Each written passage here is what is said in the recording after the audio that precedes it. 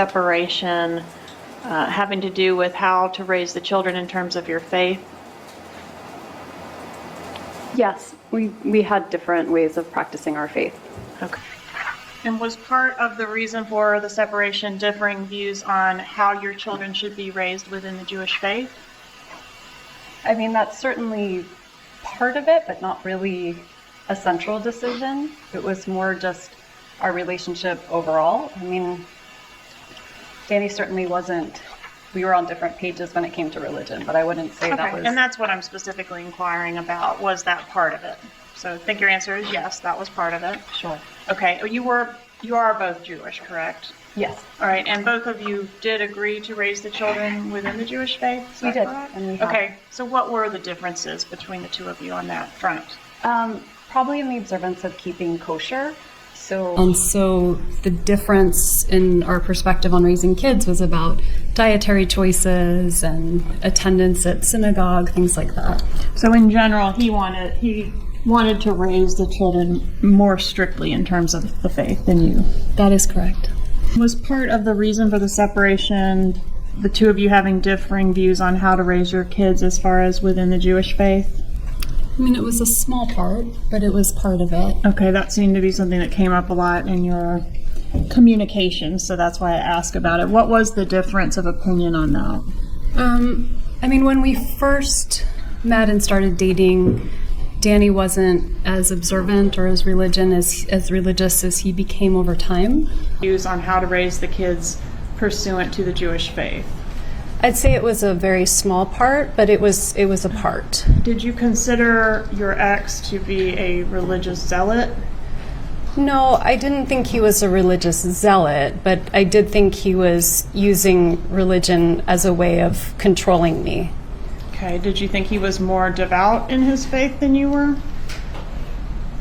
I don't know that. I feel like devoutness has to do with maybe a relationship with God, and I don't know that his was more strong than mine, but he was more observant of kosher rules than I was. His beliefs changed over time. We used to have bacon, and then bacon became a no later on.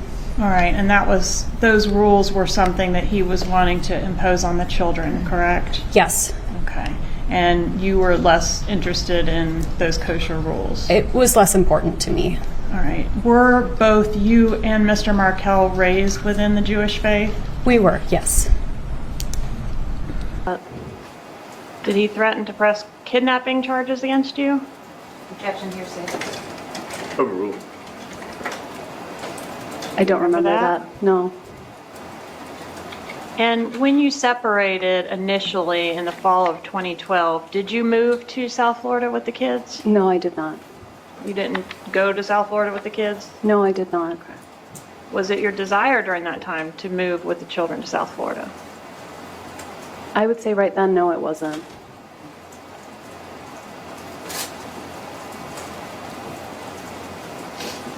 Are you familiar with a court order ordering you to come back to Tallahassee from South Florida? I'm not familiar with that. Did Dan Markel threaten you in the pleadings with federal kidnapping charges? He did. And that was associated with the way he claimed that you left the marriage? Yes. And he says you took the kids and did not tell him where they were for several, I think I've seen days and weeks. Is that true? It's true that he said that. It's not true that that's what happened. When you moved out from the marital home there on Trescott Drive, you lived at another residence in Tallahassee, is that correct? I did. And do you recall the address there? I do. 3303 Aqua Ridge Way. Okay. All right. Did you move out of the marital home when you separated? I did. And where did you go to live when you left the marital home? I rented a house, and I went to that house. All right. Was that at the Aqua Ridge residence? Yes, it was. Does 3303 Aqua Ridge sound right?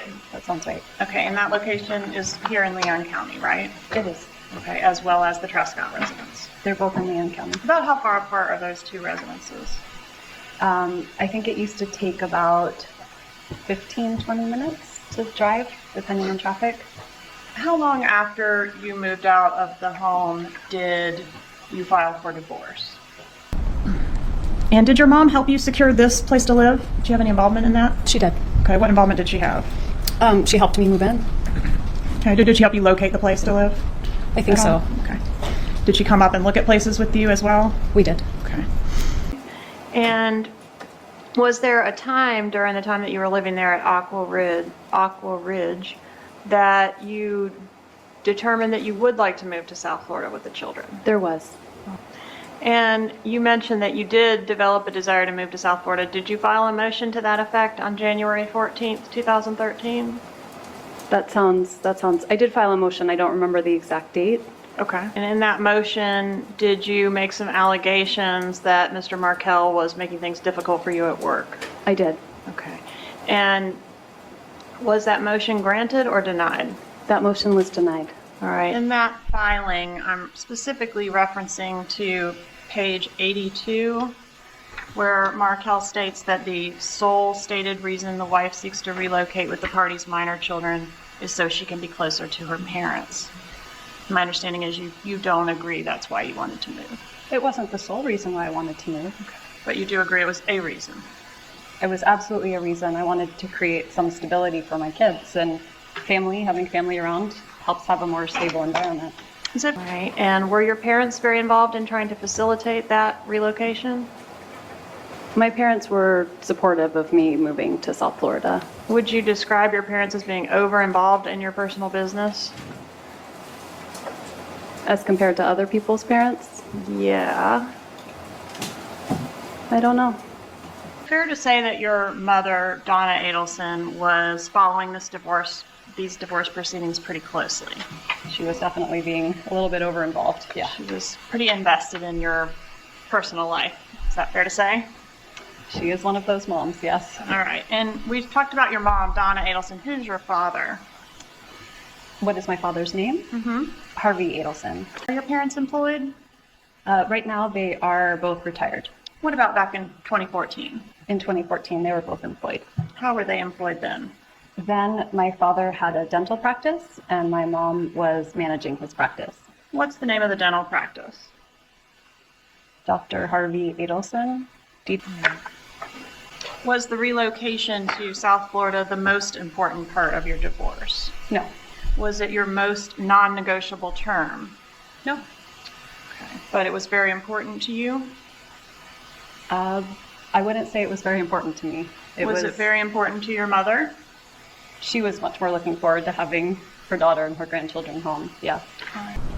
Your petition, was your mom, Donna Adelson, involved at all in drafting your divorce documents? No. Did she ever make any edits to any of the filings that you made pursuant to your divorce? I think she made suggestions, but I had an attorney, a very good attorney, helping me through the process, so she wasn't editing legal documents. Did you ever forward any of your mom's suggestions to your lawyer? I probably did. And when you did that, would you attribute them to your mom, or would you just forward them along without noting whether they were your questions or your mom's questions? I honestly don't remember. I noticed in the emails that your mother referring to, who I think is Dan Markell, as Jibbers. What does that mean? Jibbers was a nickname that I gave Danny when he was being really difficult and causing me a lot of pain. Was sort of a nickname I gave him to make him feel less threatening. So it was a derogatory thing. I wouldn't say it was derogatory. Did you call him that to his face? No, I called him Danny to his face. Okay. And gibbers would be what? How would you spell that? I don't know that I ever spelled it out. In the emails, I think it's spelled with a J, but I guess you could spell it with a G. Jibbers. That would be one way to Ms. Adelson, you had Mr. Markell's phone number programmed into your phone as Jibbers, didn't you? That's right. Did your mom ever refer to your husband as an asshole, Yes. a bully, Yes. a zealot, A religious zealot. Yes. a jackass? Yes. Did she call him an asshole? Yes. A narcissist? Yes. A bully? Yes. Religious zealot? Yes. Bastard? That I don't remember. Page 5. Is it page 5 from the first email? Yes, if you'll just go through by the physical pages.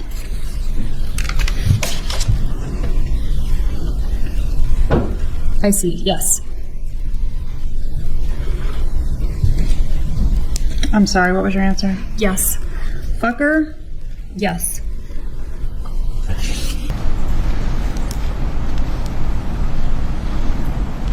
Did your mom ever call Dan Markel any disparaging names around this time frame? She did. Okay, including piece of shit? Yes.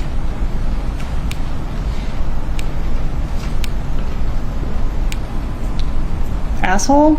Yes.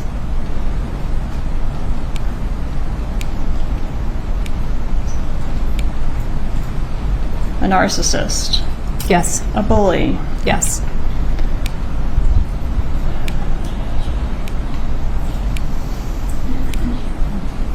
A bastard? Yes.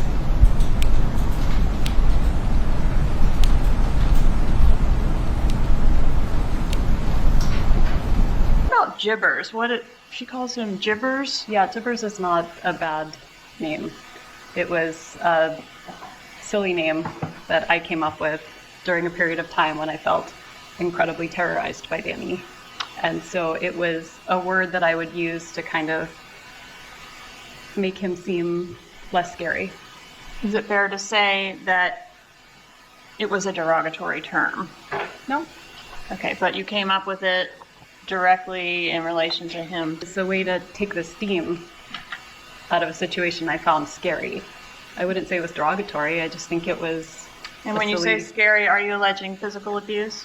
I'm not alleging physical abuse. All right. Of your life, and consequently Dad's, mine, and yes, even Charlie's, will be affected by how well you can perform/act before July 31st. You need to be a good actress you can be a good actress when you want to. I've seen you in action. You need to put on the performance of your life. Jibbers hasn't beaten the Adelson family yet. Who's Jibbers? Jibbers, she's referring to Danny. And was Jibbers a name he went by, or just something you called him behind his back? Jibbers was a silly nickname that I gave him during the divorce proceedings when he was being pretty scary and threatening, and it kind of made me feel less scared of him. Okay, so not something you called him to his face, No. but that was a word that was only used to describe him. Yes, it was a nickname. Okay. So in the husband as Jibbers. I did. What is the meaning of Jibbers? Jibbers was just a silly name that a friend helped me come up with to basically make him feel less scary. It was nonsense. Did it reference Jew in boots? That I don't remember. It wasn't a friendly name, right? It was a silly name. Did you ever say that you hated Dan Markel? I don't remember saying it, but I certainly could have. Tab 31, please, to refresh your memory.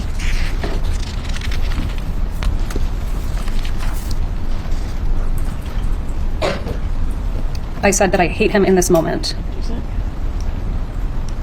If you have it, I'm happy to take a look. Okay. But in any event, you were not able to move at that time. I did not move. And were you upset about being stuck in Tallahassee? I was relieved. You were relieved. You wanted to stay in Tallahassee.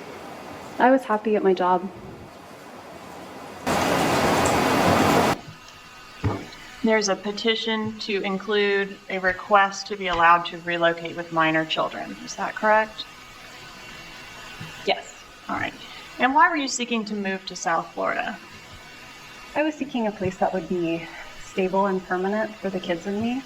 Danny never planned on staying in Tallahassee. It was just a question of time before he moved to New York to be with his girlfriend or had dreams of being at Harvard. So Tallahassee was just a temporary stopping point.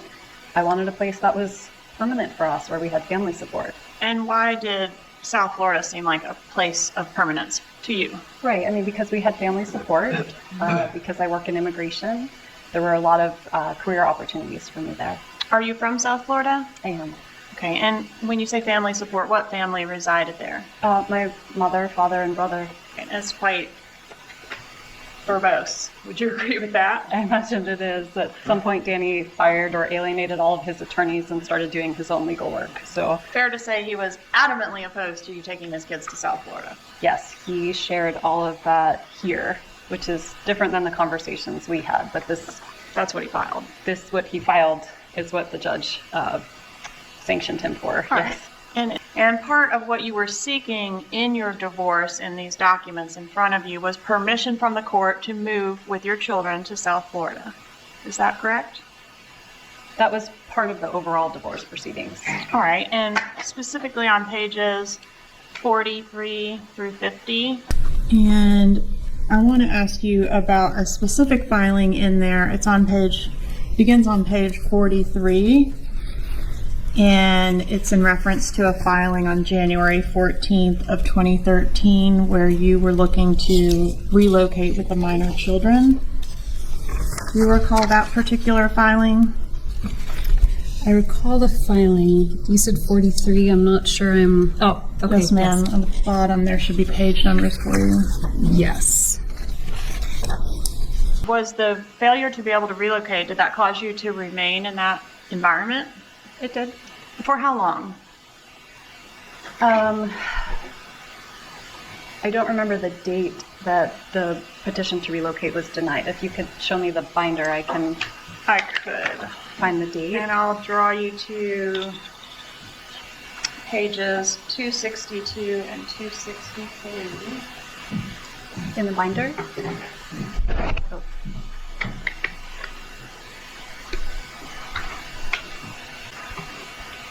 Okay, so the order was on June, no, what the date is.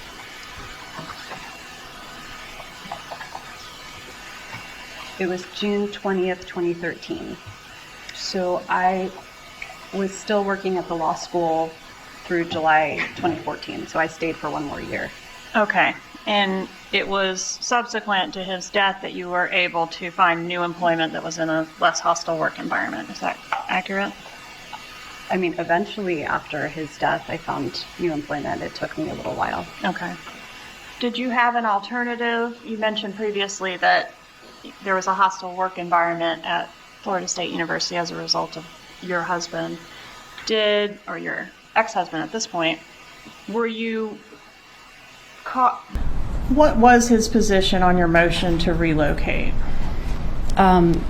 We did talk about it before I filed it, and he was amenable to figuring it out. But once I filed it, he was against it.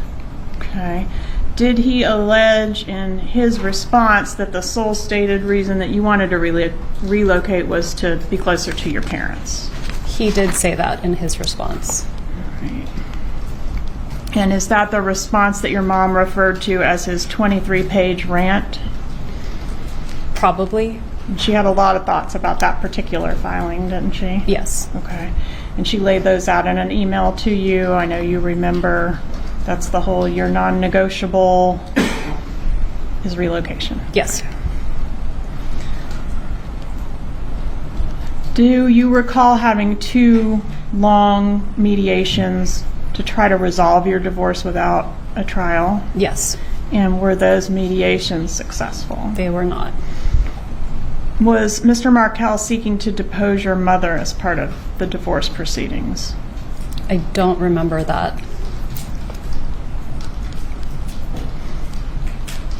What about your brother Charlie? Did he care about whether you moved to South Florida or not? I think so. I mean, I think he would have liked for me to be closer to him and have the kids closer to him. Would it have been okay with him if you had made a decision to stay in Tallahassee? I would have imagined so, yes. And after the relocation motion was denied, you were kind of like, well, maybe I have to stay in Tallahassee. Wasn't there at least a moment of that for you? I mean, it wasn't maybe. That was the court's decision, and I respect the court's decision, and I would make the best of it. What about Charlie? Was he outraged by the court's decision? I honestly don't remember him being outraged. But to your mom, it was a big deal. My mom was really upset. Yeah. It was described by your mom in several places as like a life and death proposition. Do you agree with that? I think my mom thought my life in Tallahassee wasn't good.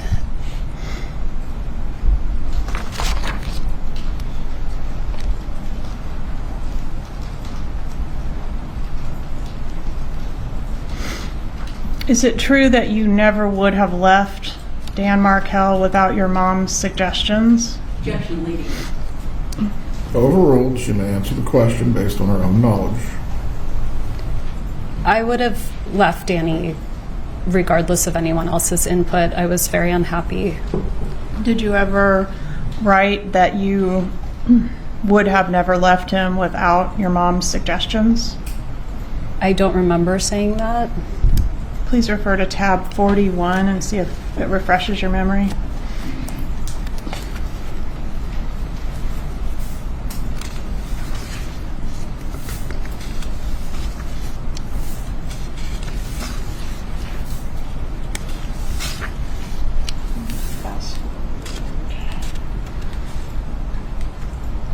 I do say here I wouldn't have done it on my own. Okay. Did you specifically reference your mom? I say my parents and brother's suggestions and support. Okay.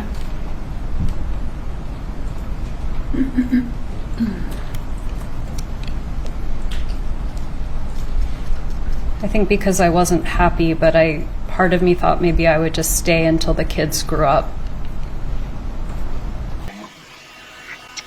If you would take a look for me at page 46, paragraph E. Just read that to yourself and let me know when you've had an opportunity to read that. And in those paragraphs, Ms. Adelson, are you alleging that Mr. Markel has created a hostile work environment for you at the Florida State University College of Law? He did during a period of time. All right. Would you consider your divorce with Mr. Markel to be a nasty divorce? I think most divorces aren't very pleasant. Okay, but this one was like really unpleasant, right? I found getting divorced to be unpleasant, yes. And in the litigation that ensued between the two of you, you guys argued over things as small as a tennis racket. I noticed in one pleading. I don't remember that. Do you recall when your divorce to Mr. Markel became final? The summer of 2013. Okay, July 31st sound about right? That sounds right. I'm going to show you Exhibit 59 and ask you to take a look at the exhibit. I do not expect you to look at everything on this exhibit. But I think you had an opportunity to look at this exhibit previously a little bit, right? I don't have any memory of that. Okay. So this is the first time you've ever seen this exhibit? It's the first time I remember. It's All right, very I'll just big. Take a look and kind of just thumb through it. Again, don't expect you to question. She had a question. What was your It's question? just, it looks like it's about 800 pages long, so you want me to I want you to look through it as much as is needed to answer the following question. Does it appear to be a fair and accurate copy of your divorce file? I mean, from the front page, sure. Okay. All right, so I want you to take a look, if you would, at the petition that is on State's Exhibit 59, pages 1 through 5. The one right on top? Yes, ma'am. Okay. All the pages should be numbered through, so I'm referring to 1 through 5 on the bottom right corner there. Mm-hmm. Okay, and that was your petition for divorce, correct? Yes. And so this was, would you agree that this was a contentious divorce? I think it was made much more difficult by Danny, who didn't want to get divorced, but sure, we can All call right. it contentious. Not what we would classify as an amicable divorce. You hear about those. No, it would be not an amicable divorce. All right. And I want to show you what's been introduced into evidence, State's Exhibit 56. We've had a chance to take a look at this before, but we'll just kind of come through it and tell me if you recognize it. Sure.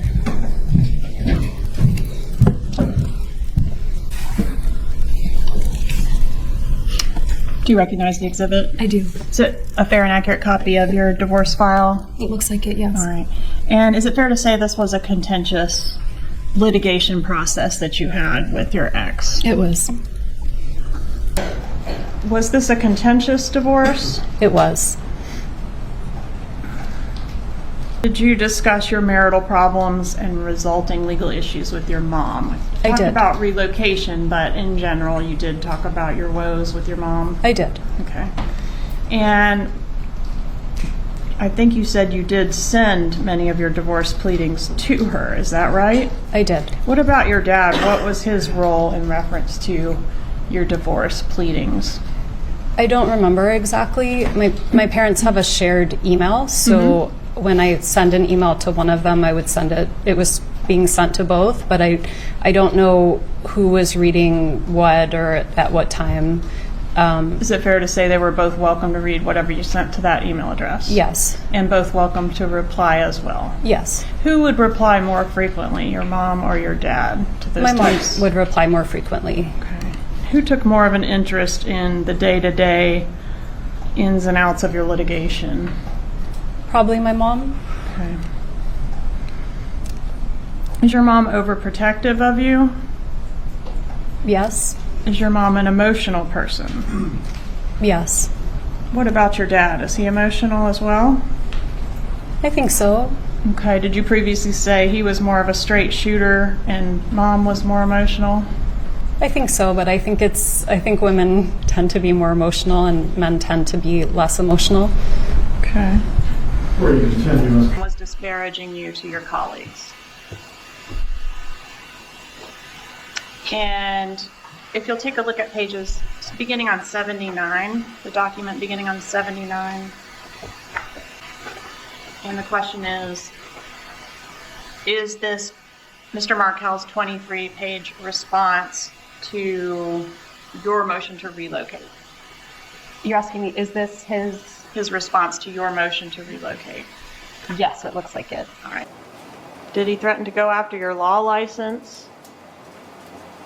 Remember that? I don't remember that, no. Do you remember him saying you failed to disclose a bunch of assets in the divorce process? I do remember that. Okay. Did you guys have any mediations as part of your divorce? We did have mediations leading up to settlement. 2 8-hour mediations, correct? I don't remember how long they were, but they seemed very long. Yeah. And they both did not result in a resolution. They did not. In the pleadings, is the tennis racket mentioned as something to fight over? And I can draw your attention to that page in line if you need it. I imagine it could have been. You can draw my attention if you like, and I can confirm. Okay, but no reason to argue about the fact that a tennis racket is mentioned specifically in your divorce documents. I mean, that sounds like some of the nonsense that we argued over, sure. Okay. And back to the divorce, the petition where Danny is responding to your petition for the motion to relocate. Are you familiar with that filing, or do you need to take a look at it? I need to take a look at it. All right, it's going to be page 79 through 101, and this is back to our exhibit 56. And in this filing, doesn't Mr. Markel say, quote, the husband affirmatively alleges that the wife helped herself to non-marital assets, including money and stocks owned prior to marriage, as well as numerous personal non-marital belongings of the husband, such as luggage, bicycle, tennis racket, and family heirlooms. The wife has refused to return these items or to allow the husband into her home to see what other personal belongings were taken without his permission or acquiescence. So my point is, he's accusing you of theft in this paragraph. Those are the words that are here, yes. Yeah, ask you about Mr. Markel's response to your petition to relocate. Is it fair to say he was adamantly opposed to that motion? Yes. All right, and you all fought over things large, of course, but also very small, like in this pleading, a tennis racket is mentioned, right? Yes. And, jumped ahead on us. Okay, let's go back. In Mr. Markel's response, and for court and counsel, this is page 82 of Exhibit 60, he indicates,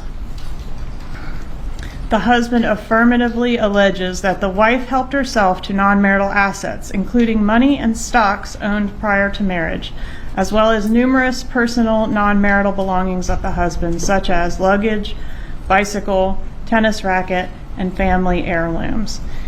Did you take those things when you vacated the property? I did remember taking his tennis racket by accident, and I returned that, but otherwise I didn't take his belongings. Did you strategize to leave him in a way that would cause or inflict maximum damage upon him? No. Is that something your mom ever said? I don't To your remember that. knowledge? All right, but you did reach a settlement, I think, kind of just on the eve of a trial on the matter, correct? That sounds right.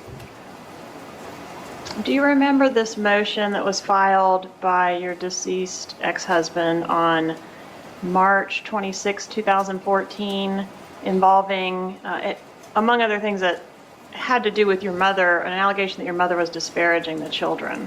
I'm sorry. Overruled. Disparaging him to the children is what I meant to say. Are you familiar with that pleading? I am familiar with that pleading.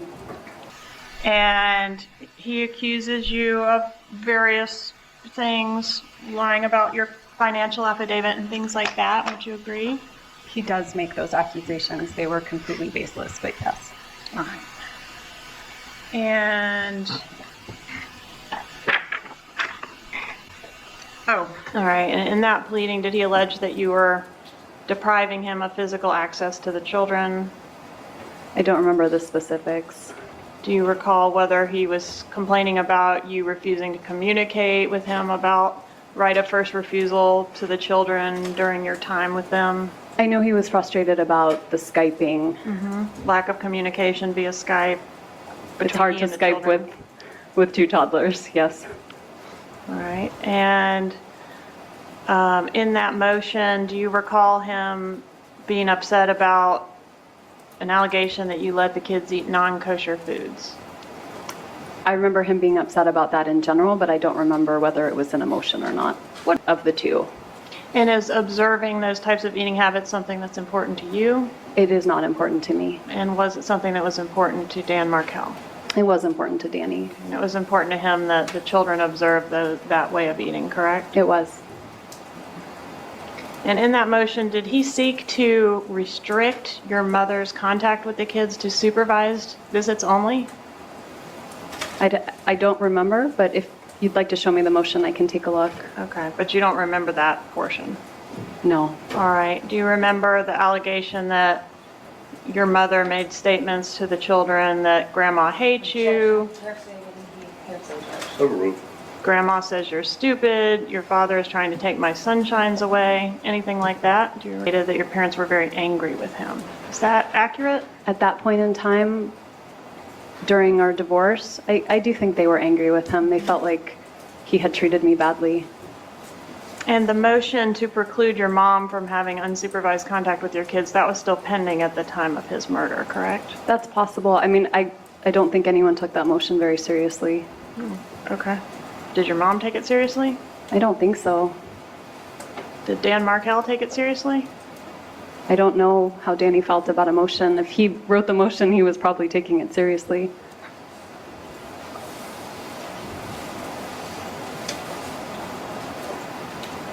I want to approach with some emails. Have you had an opportunity to review State's Exhibit 80? Your Honor, could I see what the state's of approaching?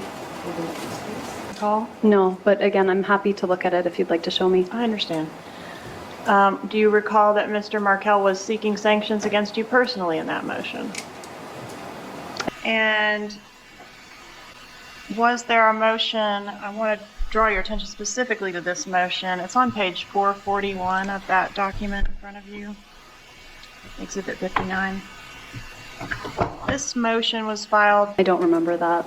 Do you know whether this would have been a motion that you would have shown to your mother? Would she have been aware of it? I probably would have shown my mom the motion.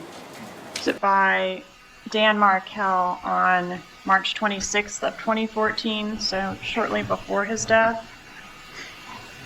I see it. Okay, what was that motion? Former husband's counter motion for enforcement of MSA on parenting issues and motion for contempt and sanctions. And in that motion, did he allege that you were violating the marital settlement agreement in a variety of ways, Yes, it looks like he did. including failing to facilitate communication between he and the boys, failing to keep him informed of where his kids are, failure to communicate about parenting decisions like the kids' schooling, diet, and extracurricular activities, things like that. Yes, that looks right. All right. And was he, as part of this motion, seeking to enjoin you from allowing your mother to have time with the children that was unsupervised by another adult? I am not seeing that right now, but I can continue reading through Okay, it. take your time. Actually, oh wait, still going. Is this a question that you need refreshing on? Did your husband make these allegations? You don't have an independent recollection of that? I don't have an independent recollection. Okay. He made a lot of allegations that weren't true, so. Agree with that? My attorney here is responding to his pleading, which was over the top. And this is over the top, right? I don't think so, no.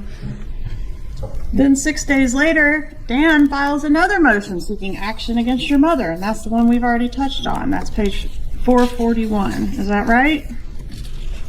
Page 441. Yes, ma'am. Yes, that's what we talked about.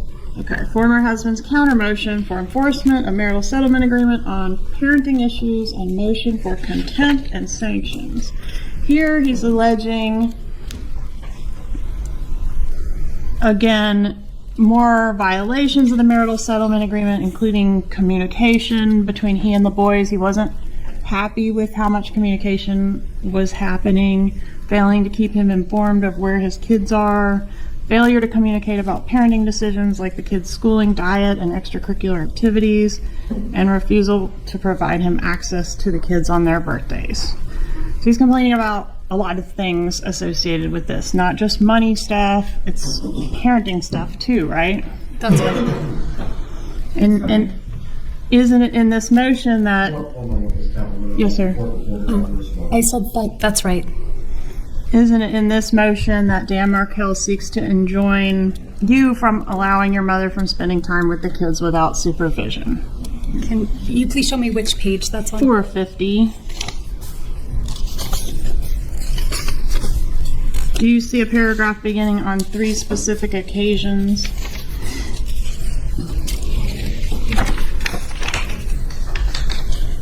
Yes, I do. Could you read that, please? 8A, on 3 specific occasions in November 2013, the children informed Mr. Markell, "Abba, Dad, Grandma says you're stupid." When queried as to why Grandma, the maternal grandmother, would say such things, the children replied jointly that it is because she says you are trying to take her sunshines away from her. And continue, please. In December 2013, You don't have to say the name. Yeah. Your child. my child, the younger son, further stated to Mr. Markell in front of the former wife, "Abba, Grandma says she hates you." The children were visiting with their grandparents at that time. Mr. Markell is concerned that continued exposure to such negativity forms a foundation for parental alienation. Is that what he was alleging about your mom? That is what he is alleging in this document, yes. And this was filed in court. He filed this in court. On what date? It will be at the front of the document, right? Yes, ma'am. Page 441.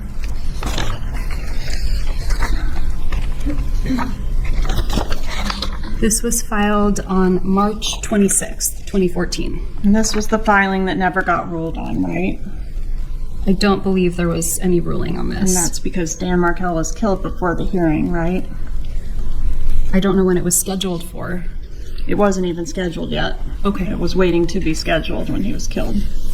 Is it fair to say your mom was worried about this motion? No, my mom never knew about this motion. And as I mentioned before, Danny asked my mom to babysit after filing this motion, so I don't really believe anything that's written here. Well, you forwarded this motion to your mother. I don't believe I via did. email. In fact, you forwarded this motion to 12 different people. Your mom, Jeffrey Lacoste, Renee Griggs, Tova Walsh, Morgan Honeycutt, Gary Cohen, Miguel Edmondson, Trey Hubler, Robert Adelson, Rachel Frank, Jared Reich, and some MEHULNYC at yahoo.com. So if you weren't worried about this, why'd you send it to all these people? I couldn't really say. It's been a long time. Do you recall a motion being filed by Dan Markell that we've referred to as the grandma motion? No. Did Dan Markell in March 26th of 2014 file a motion seeking to preclude your mother from having unsupervised contact with your kids?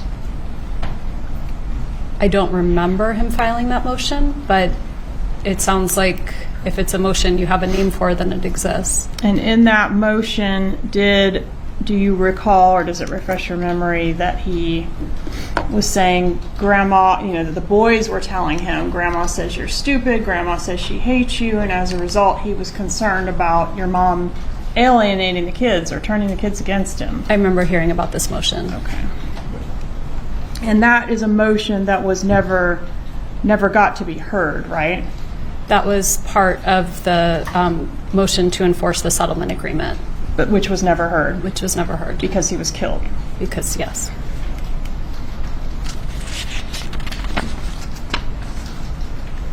And do you remember why you didn't forward your mom the actual motion that was filed in reference to that? I don't. Okay, if you will check see if you can find tab 98 in the back there, please.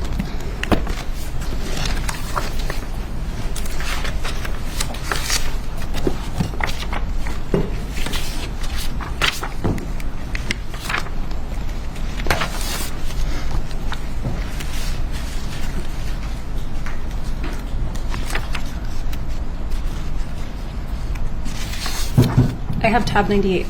Okay. Does it refresh your recollection as to the question, which is, where was your mom on the day that the relocation was filed, which, for your reference, was 3/26/14?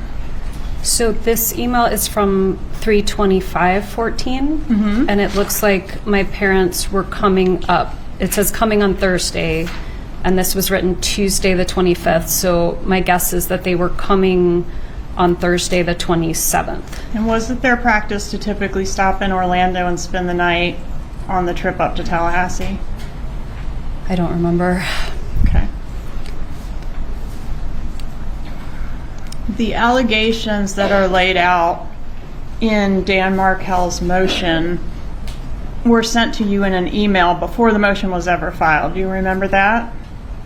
I don't remember that, no. In Publishing 64AA, a December 16th, 2013 email. This email indicates that Dan Markell is going to be introducing a major issue, grandparental alienation. This will be part of our ongoing effort to resolve outstanding issues, but basically at the bottom there, Ben announced to me Abba. What does Abba mean? It's Abba. It means father in Hebrew. Father, Grandma says you're stupid. Okay, and he details a couple, I think it's 3 different instances in which his boys have told him that Grandma, your mother, has told them that you're trying to take my sunshines away, she hates you, that sort of thing. Does this refresh your memory at all about those allegations? It does. Okay.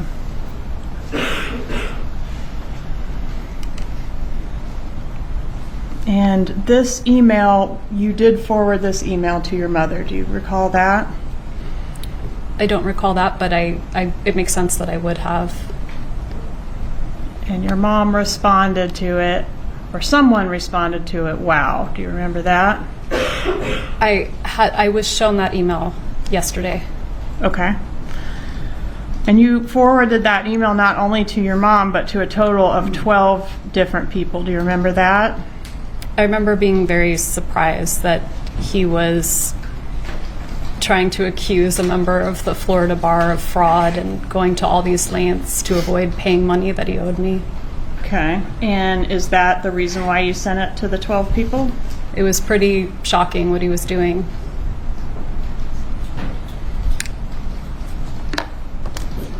Did your mom respond at all to that allegation regarding her? alienating the kids? I don't remember a response other than the one I was shown that said wow, but I don't know if that was my dad responding or my mom responding.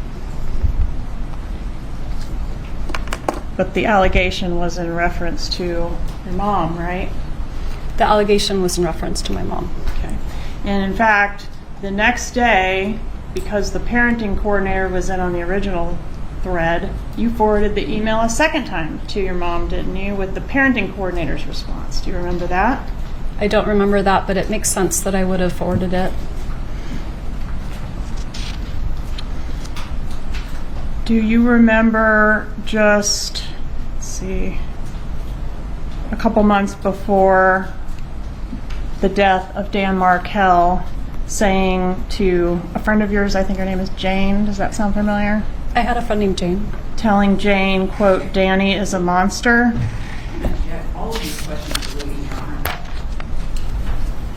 Overruled, the witness may testify based on her memory. I don't remember telling Jane that I thought Danny was a monster. Okay, was Jane one of the people you forwarded the email to? Dan's email? I don't remember. Okay. But it was the same day that you called him a monster. Do you remember that? I don't. Known to your mother. Would she have been aware of it?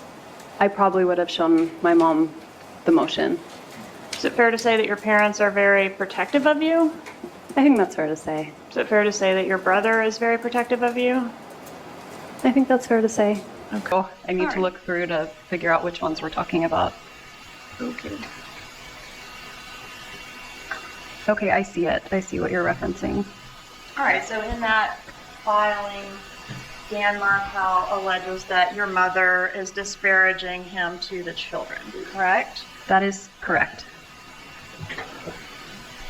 And he was seeking a court order saying she couldn't have contact with the kids unless there was another adult present, correct? I see that here. I don't think I took it seriously at the time, so it didn't really lodge in my memory. Did But your I- mom take it seriously? No, Was it ever ruled on? I don't know. If it were, it should be here, right? Yes, ma'am. Is it here? No, it's not. It was scheduled to be ruled on in August of 2014, right? I don't know. I don't know when it was scheduled for. I do know that nobody took it very seriously. Okay, so your mom wasn't worried about that motion being granted. Okay. Did your mother, Donna Adelson, review the filing in which Dan Markell is accusing you of this theft and all this stuff? I don't remember if she did. What about the one where Dan Markell is asking that your mother not be permitted to have unsupervised visitation with the kids? My mom never saw that because after he filed that, he then asked my parents to babysit the kids. My mom baked him banana bread, gave him a hug goodbye. So there was nothing truthful about that pleading that he filed, and my mom never saw it. Why do you think he filed that? He was really angry at me for leaving him. Okay, so he didn't really want to limit your mom's visitation with the kids. No. And He that's asked for her to evidenced babysit after he filed that. evidenced by the banana bread. And so she didn't even know about that filing. She never knew about it. Okay. Asking your mom, let's see if I can find it here, to help you work on the Skype thing because it was becoming a real problem between you and Mr. Markell. I honestly don't remember, but I see this email and I must have sent this. And then a few months later, in February of 14, Mr. Markell files a motion to enforce marital settlement agreements, and that we've touched on that already. That was alleging that you committed fraud on the court during the original settlement. Remember that? I do. I remember him saying that my attorney helped perpetrate a fraud. He did. He suggested that the court should send a strong message to you about your malfeasance by awarding him the entirety of the assets that he alleged were undisclosed. Do you remember that? I do. And did your mom view that filing? I don't remember. Isn't that the one she responded to? We need a plan of attack. We need to aggravate him the way he's trying to aggravate you. I remember we just looked at that. I just didn't remember what it was in response to. Okay. And did you respond to his allegations I wouldn't. in court, in a court filing? We must have responded in a court filing to that, Okay. because if someone accuses you of fraud, at that point my attorney had to recuse herself because she had to become a witness in the case and to say that that didn't happen. And then I had to find a new attorney to represent me. Okay, and did you do a filing in response to his counter motion to enforce the marital settlement agreement, alleging, and this is page 439 for court and counsel, that a vast majority of the former husband's motion contains allegations that are redundant, immaterial, impertinent, and scandalous? That sort of language, does that sound familiar?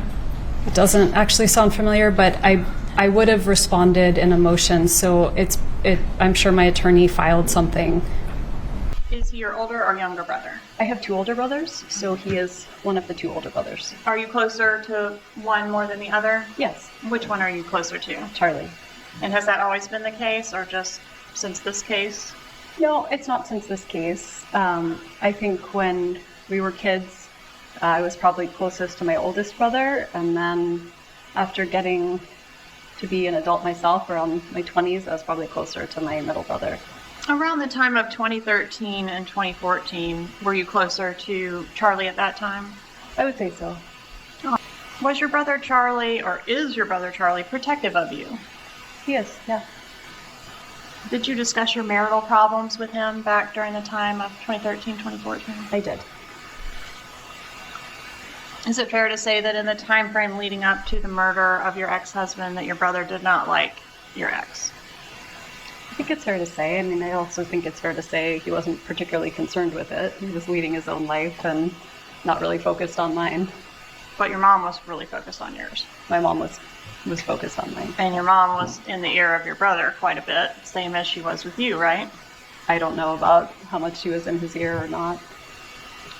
Did you discuss your marital problems with your mom at all?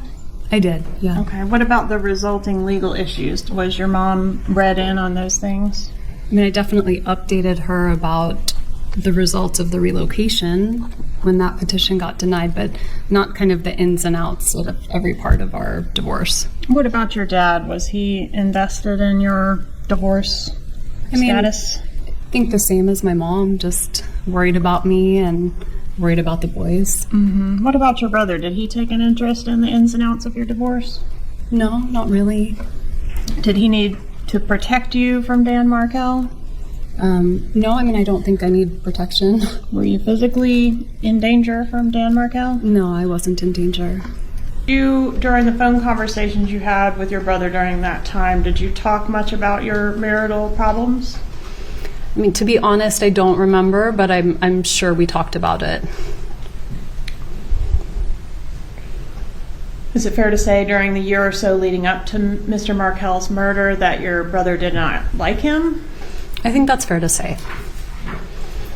Right. Is your mom overprotective of you? Yes. All right. And is it fair to say she's, a little on the controlling side? I don't think she's controlling, but she's definitely overprotective. Did she ever try to micromanage your life?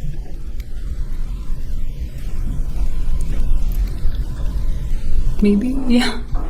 Did she have an interest in who you were dating and who you weren't dating and who you should be dating when you were single? I think she was usually disappointed that I wasn't dating more. Okay. For example, isn't it true that she would not let you drive to and from Tallahassee to South Florida? Well, I used to drive before I had the boys, but they were young and she preferred. As part of your divorce, did you file a petition to ask the court for permission to relocate to South Florida? I did.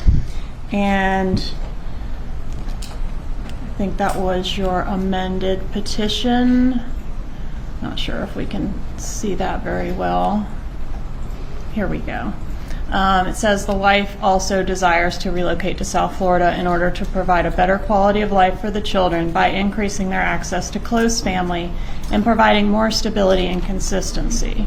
Who was the close family that was available in South Florida for the boys? My mom, my dad, and my brother.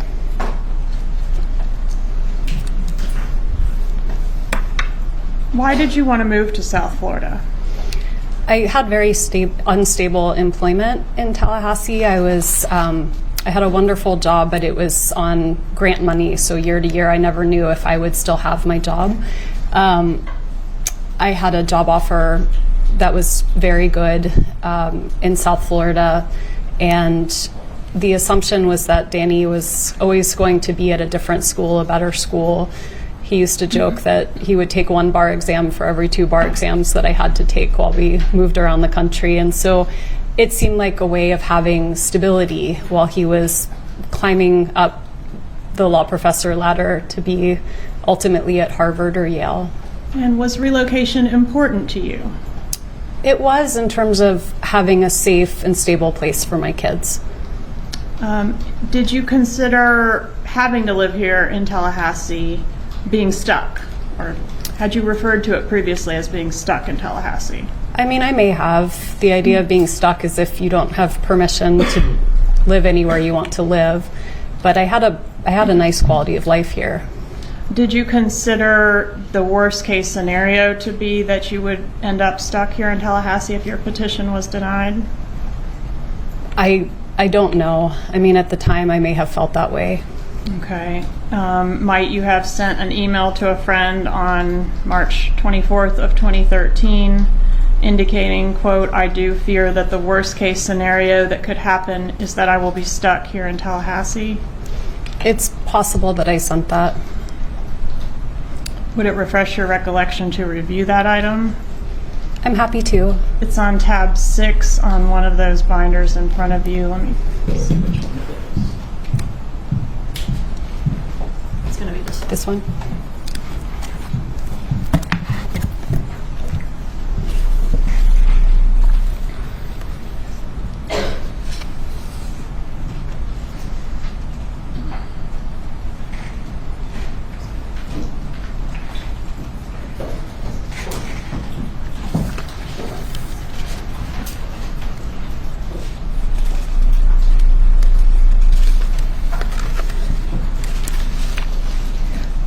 I see it's highlighted, so yes. Okay, and did you also email a friend around the same time frame regarding life in Tallahassee couldn't compare to the life that you would be able to enjoy in South Florida with your brother Charlie and his boat and pool and hot tub and things like that? It's certainly possible. All right, that's on tab 7. Please refresh your recollection.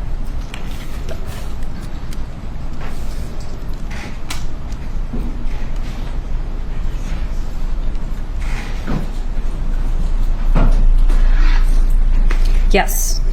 And in fact, didn't you use the word stuck in your actual motion for relocation? Let's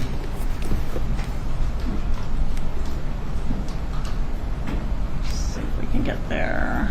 Here, the wife is merely stuck in Tallahassee until the husband decides that the time is right for him to leave. So my attorney did write that, and that sounds right. Are these exhibits fair and accurate copies of emails between yourself and your mother, Donna Adelson? They are. Okay. All right. Does that refresh your recollection about what your mother felt was the most important non-negotiable term of your divorce? It does. Okay. And what was that? That was relocation.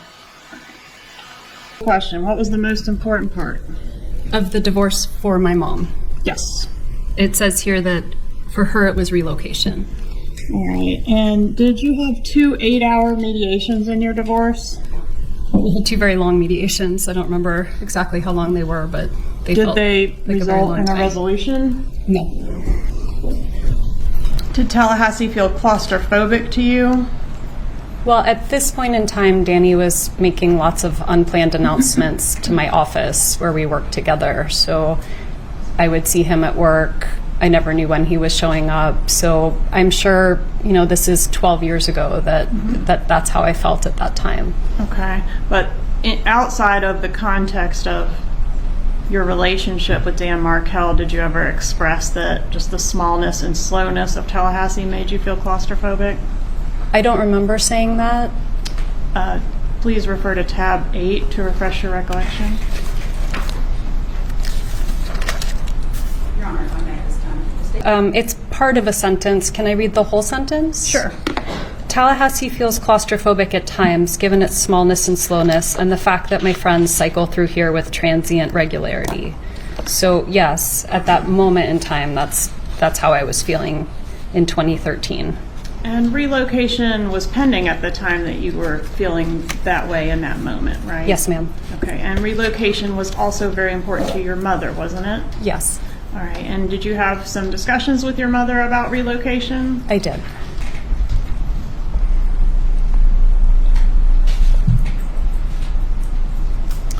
Did your mom express concerns that as a Tallahassee native, the judge presiding over your relocation motion would underestimate how much better it would be for you to live in South Florida? She did. And he's very adamantly objecting to your relocation, right? On page 82, it says the sole stated reason the wife seeks to relocate is so that she can be closer to her parents. Was being near your parents the sole reason that you wanted to relocate? No. It wasn't the sole reason stated in your petition? It wasn't the sole reason stated in my petition, and it wasn't the sole reason that he and I talked about before I filed the motion to relocate. Why was he so adamant and so confident that this was the real reason you wanted to be down there? I think there's a lot of things in these pleadings that are not true, so just because it says something doesn't make it true. Sure, but did he know that your mom was just grinding on this issue of trying to get you down there? He would have had no idea. He wouldn't have been, that wouldn't have been known to him? I don't think so. But he was accusing you in these pleadings of all kind of stuff, right? I mean, I'm not saying it's true, but hiding financial assets, failing to disclose things, kidnapping his kids in the middle of, his business trip, all those sorts of things, right? Yes, he said lots of things. All right, and you said a lot of things too. There's filings going both ways that are pretty venomous. Would you agree with that? I would not agree with that. Yours were pleasant. I'm not saying divorce filings are pleasant, but mine were not venomous. Okay.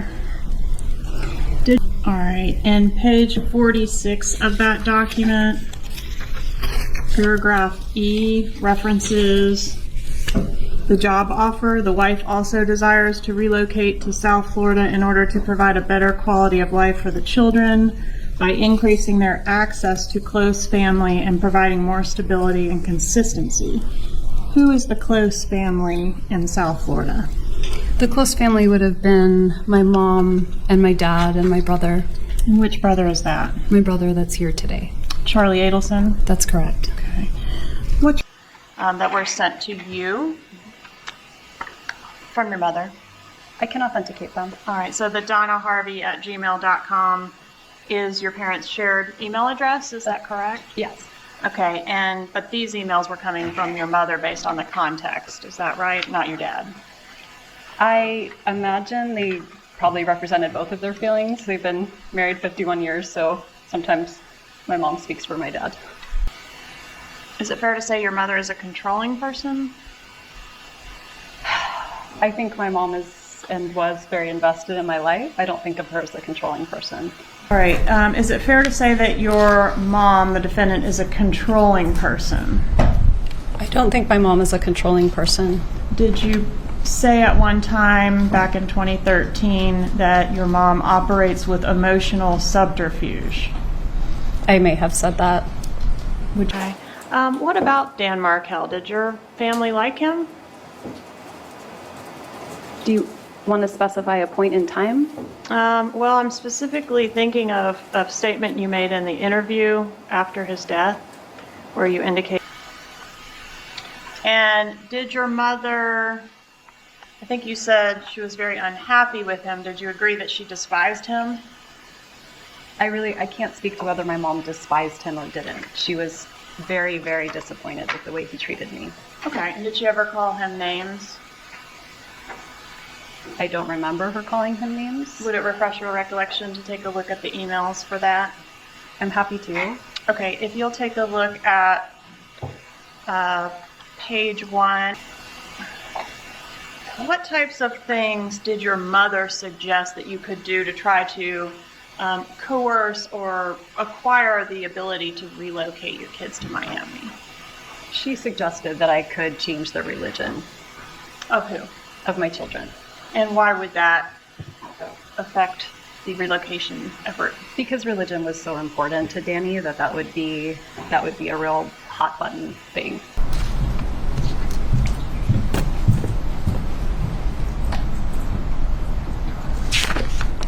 Did you ever refer to your ex-husband, Dan Markel, as an emotional terrorist?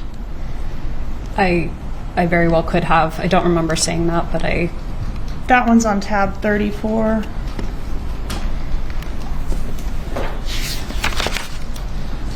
I'm so sorry. Is that? Yes, I believe it is 34. it is. I see it. I said it in December of 2013. Approximately 7 months before his murder. Yes, approximately 7 months. And tab 35, in June of 2014, did you say of your ex-husband, I hate him so?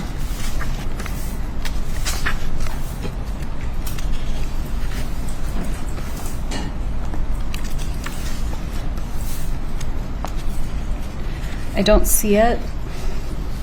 Are you on tab 35? No, I was on tab 34. It's tab 35. Sorry, yes. At the time of Dan Markel's murder, were your parents extremely angry with Dan? At that point, no. They were in a much better place.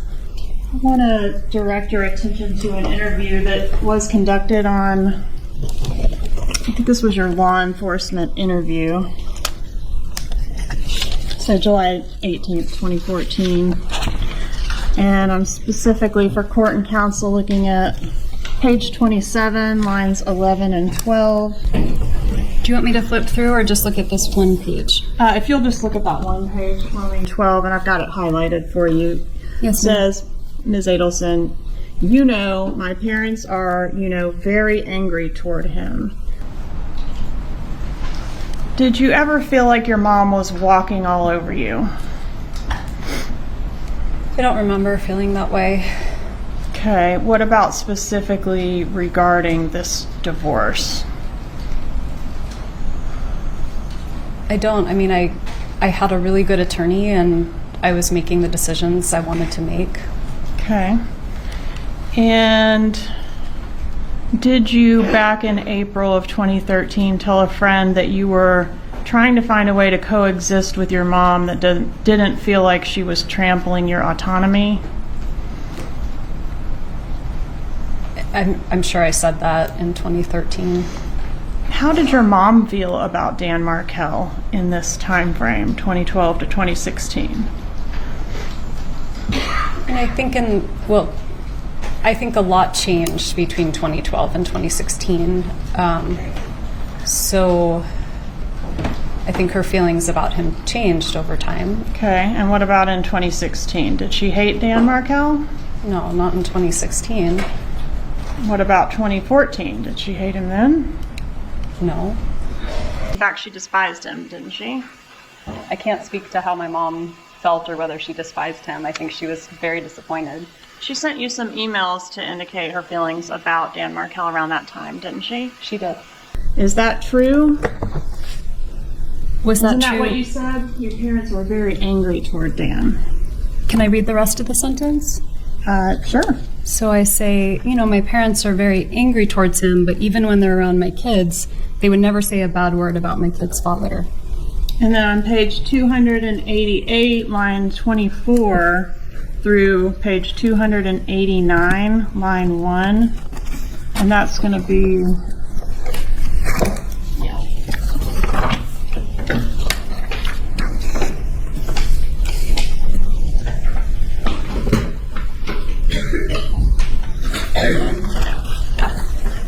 you say, it's like my parents have more reason to dislike Danny than almost anyone else. Is that what you said? That is what I said. And that's because he hurt you, right? And I was saying that in the context of talking to law enforcement for hours and hours and trying to help them figure out who might be responsible. Right. And at the time of Dan Markel's murder, was the defendant, your mother, very angry at Dan Markel? Before he died? Yes, ma'am. Yes. And you hated him too, right? At certain points, I was very frustrated with him. Did you refer to him as an STD? I don't remember saying that. Tab 5.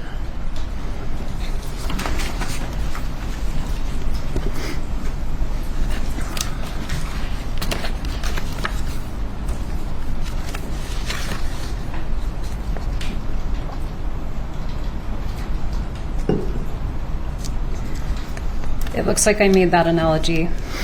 Danny is an STD. One wrong mistake, marrying him, and this will never go away. Is that what you said? I did. And did you share that kind of sentiment with your mother?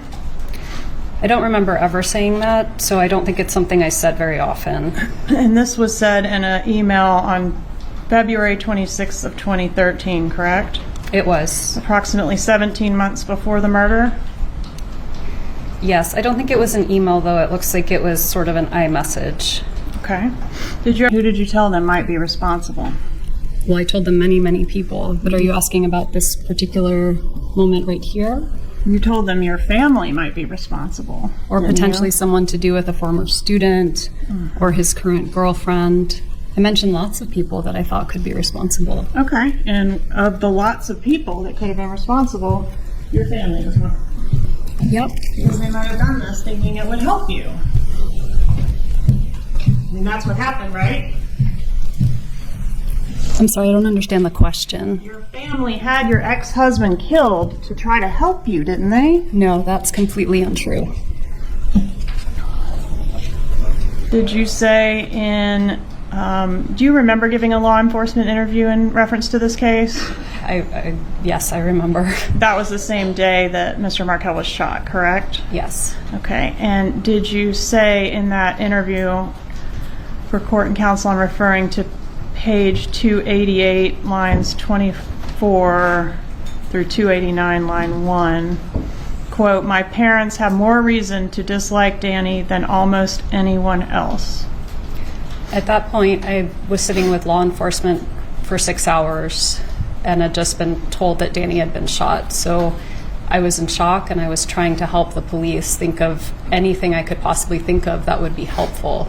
And are you suggesting that after 6 hours you became fatigued to the point that you started saying things that weren't true? No, I didn't say anything that wasn't true. I just was in shock. I just kept talking and talking and talking. When you're Did Charlie Adelson like Dan Markel? And again, I'm referring to the time frame before his death. I mean, I think he would listen to me when I would tell him about things I was upset about at the time with the divorce. So whether he liked him or didn't like him, he certainly was supportive of me. Okay, but he never expressed any dislike. No.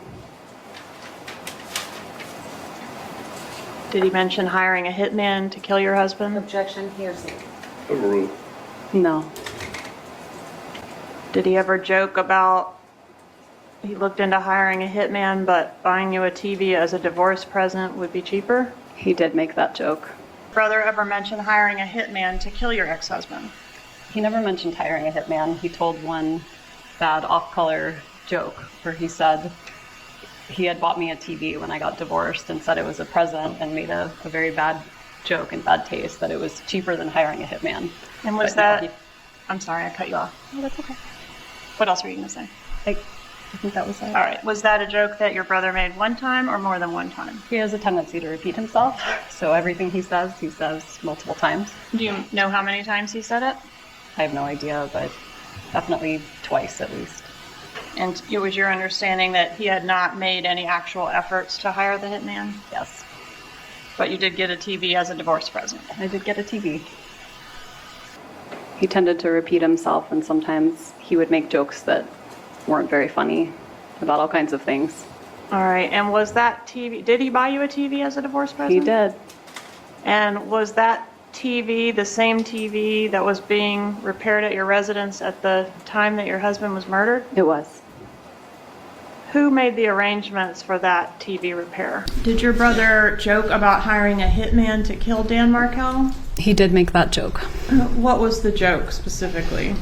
My brother had bought me a TV as a divorce present, and he would make the joke that the TV was cheaper than hiring a hitman. Did you ever tell Jeffrey Lacasse about that joke? I may have mentioned that joke to Jeff Lacasse. Who is that? Jeff Lacasse was someone that I dated after Danny and I got divorced. Did you ever use the TV as code for the murder? No. Who paid the repairman? I did. The repairman, you're familiar with his statement that you seemed really upset that day. What were you upset about? I have no idea. Were you upset that day?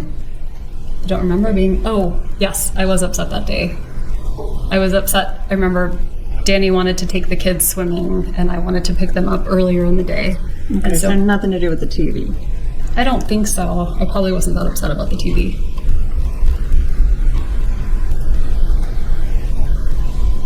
How much time were you spending with Charlie back in 2013 and 2014? Not a lot of time. I was in Tallahassee. He was in South Florida. Did he work a lot?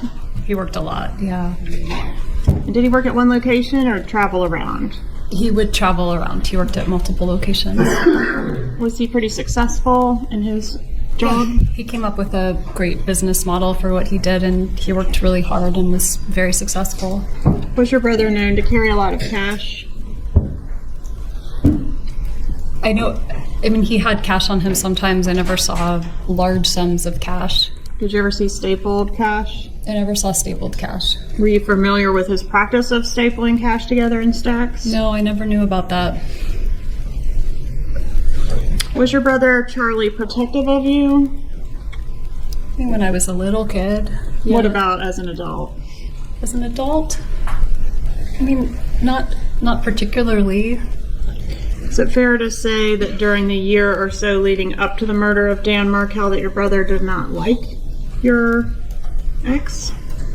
I mean, I don't think he probably didn't like him, but I also think he didn't spend a lot of time thinking about him. Did he ever like him? Yeah, I mean, I think they got along fine. Did your brother ever mention hiring a hitman to kill Dan Markel? No. I'm going to turn your attention to your law enforcement interview, and I'm referring to page 25, lines 13 through 15. Let's put this tab here. Okay. All right, so page 25.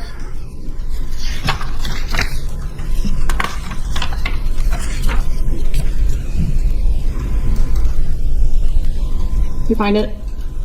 Yes. Quote, "It was always his joke. He said, I looked into hiring a hitman and it was cheaper to get you this TV." Is that what he said? That was a joke that he made, yes. And hiring the hitman, that was to kill Dan Markel, right? That was the joke. That was the joke that he made in poor taste, yes. Not to kill someone else. No. Well, he never used his name. Okay. Well, he's hiring you the TV because it's cheaper as a divorce present than a hitman. Who else would he be hitting with the hitman? I never really thought about it because it was not a thing that he meant. He just made a bad joke. Well, you repeated the joke, didn't you? He repeated the joke. Didn't you also repeat the joke? To other people? Yes, like Jeff Lacasse. I never said that to Jeff Lacasse. You didn't tell Jeff Lacasse that your brother got you that TV as a divorce present because it was cheaper than hiring a hitman. I may have repeated that joke in the context of the TV, yes. All right, and who is Jeff Lacasse? Jeff Lacasse was a person I dated in 2013. And did you tell Jeffrey Lacasse shortly before the actual murder that your brother really had looked into hiring a hitman? I did not. Did he buy you a TV as a divorce present? Did my brother buy me a TV as a divorce present? Yes, sorry, I should have Yes. clarified that. And was the TV that your brother bought you as a divorce present the same TV that was being repaired on the morning of the murder? Yes. Did your mom text you that morning that the repair guy was coming to repair the TV? I don't remember that. Why would your mom have been involved in your TV repair appointment? Because I didn't purchase the TV. The TV was a gift that my brother paid for, but my mom went and got it and he reimbursed her. So the contract would have been under her name and her number. So when the repair guy was coming, they might have called or texted the number on the account instead of my number. Okay. And I did. Your mom didn't make those arrangements? I don't believe so. And the repairman was at your house that morning that your husband died between 8:30 and 9:15. Do you agree with that? I remember he was supposed to come between 8 and noon, and then he ended up coming on the early side. That's when he arrived, between 8:30 and 9:15. It's my best recollection.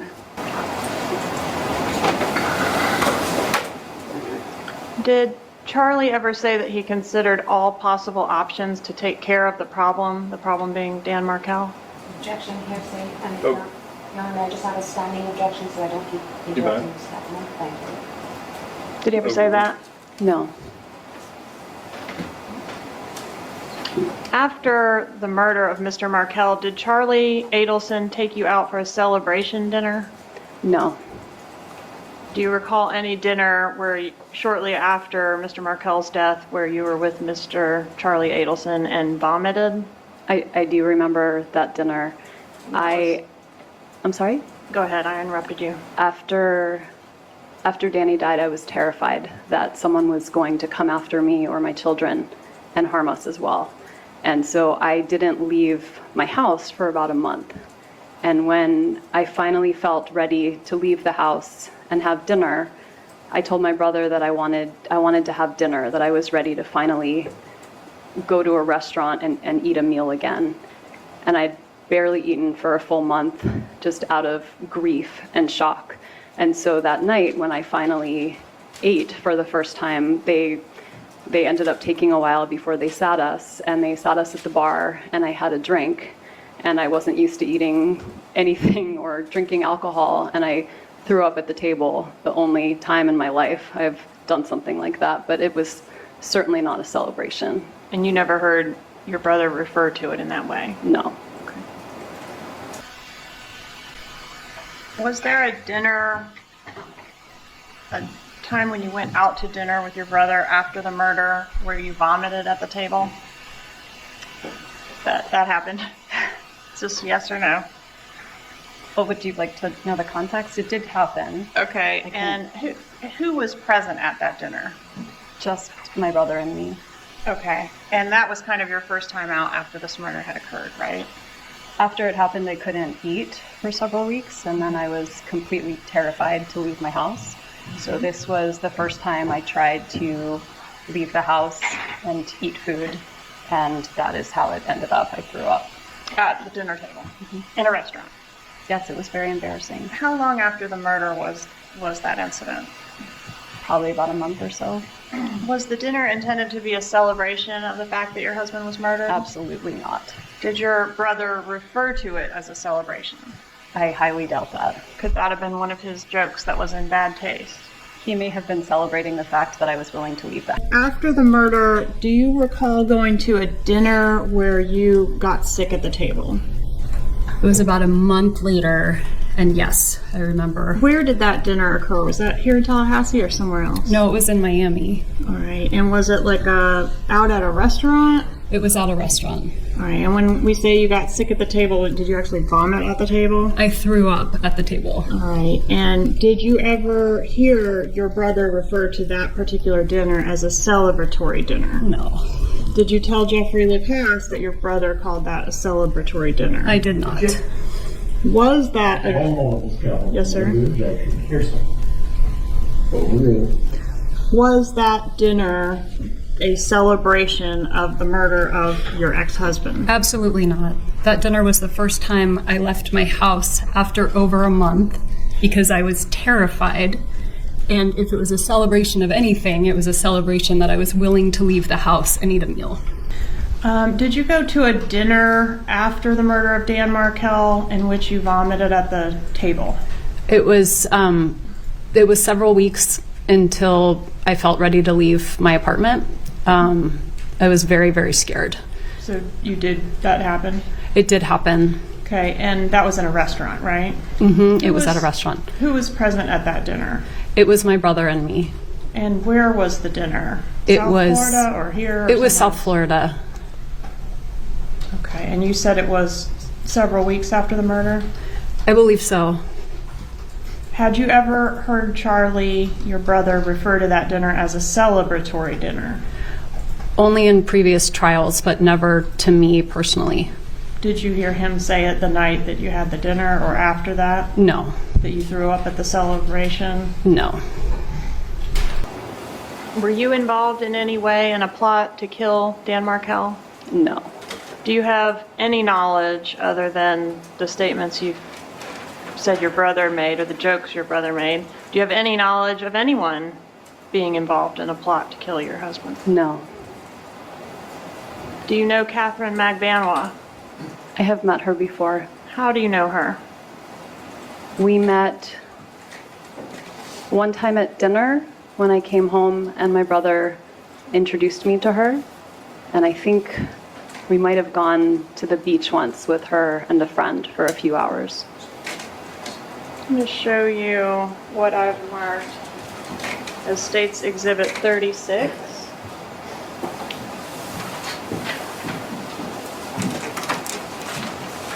Is that a photograph of you and Catherine Magbanwa at the beach? With her friend, yes. Okay, and do you remember the friend's name?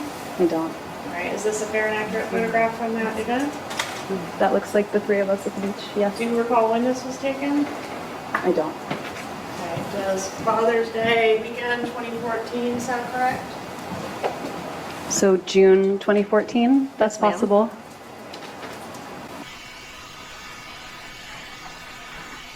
I'll show you State's Exhibit 35.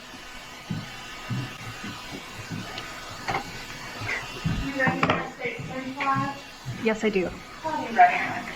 That was the second time we got together. It looks like the three of us at the beach. Who's the three of you? So it's me, Katie, and one of her friends. Do you recall going to Miami for Father's Day in June, right before Dan Markell was murdered? I don't have a strong memory of it, but it sounds like something I might have done to visit my dad. Okay, did you previously testify in reference to this same photograph or a similar photograph? Yes, I have. Okay, and did you testify at that time? Objection, Your Honor, improper impeachment. And were you aware of one of his girlfriends by the name of Catherine Magbanwa? Yes. Did you ever have the opportunity to meet that particular girlfriend? Yes, we met maybe 2 or 3 times. 2 or 3 times? Do you recall what the occasions were? There was one time we had dinner when I was in town, which is what I did every time I'd come to town and have dinner with my brother and a different girl. And then one time I went to the beach for an hour or so, and she and a friend of hers joined us. Okay. And was there a third time? I don't actually remember a third time. All right. So was there anything special about this girlfriend in terms of her relationship with your brother? Did they seem closer or more serious? It didn't seem serious. Were you off-put by Ms. Magbanwa for any reason? Did she seem like different from the ordinary trail of women that came through his life? She seemed perfectly nice. Did you bond with her in a special way? Did you have a different type of relationship with her than you had with any of his other girlfriends? No, I mean, if anything, I'd say I'd been closer to other girlfriends. I only met her twice. All right. What about her ex, Sigfredo Garcia? Were you aware of him at all before this case? No. So you didn't even know she had an ex? I knew she had an ex because my brother once mentioned that he was dating a girl and she had an ex that seemed a little scary. All and right. I said, maybe you should stay away from that. Yeah, and so the ex, did you have specific knowledge about why he was a little scary? No. And did Catherine... Do you know Catherine Magbanua, or have you ever met her? I have met her. Did you have an independent friendship with her, or did you only know her through your brother? I only knew her through my brother. What was her relationship to your brother? They dated at some point. Was there anything unusual about her as a girlfriend from your viewpoint at the time? No, So she seemed like a typical kind of girl that he would date? she did. Did you meet all his girlfriends? I don't know. I met many girlfriends. Okay.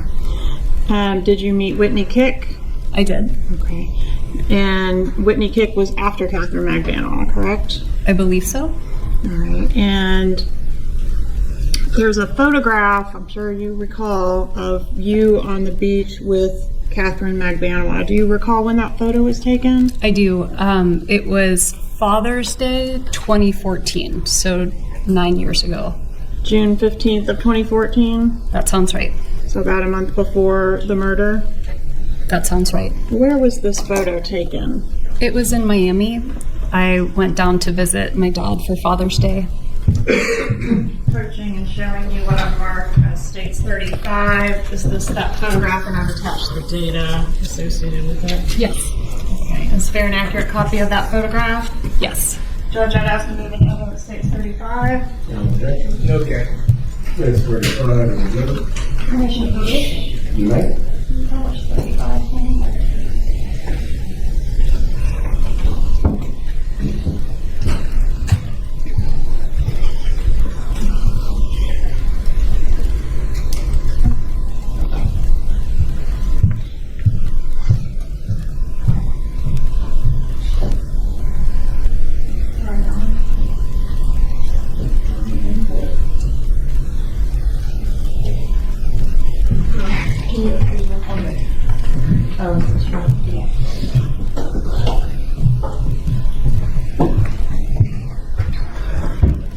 All right, is that you in the center?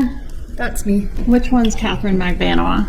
The one on the left, our left in the picture. And how long had Ms. Magbanua been dating your brother at the time this photo was taken? I have no idea. How many times had you met Ms. Magbanua at the time this was taken? I think once before. Okay, how many times did you hang out with her total? Just these 2 times.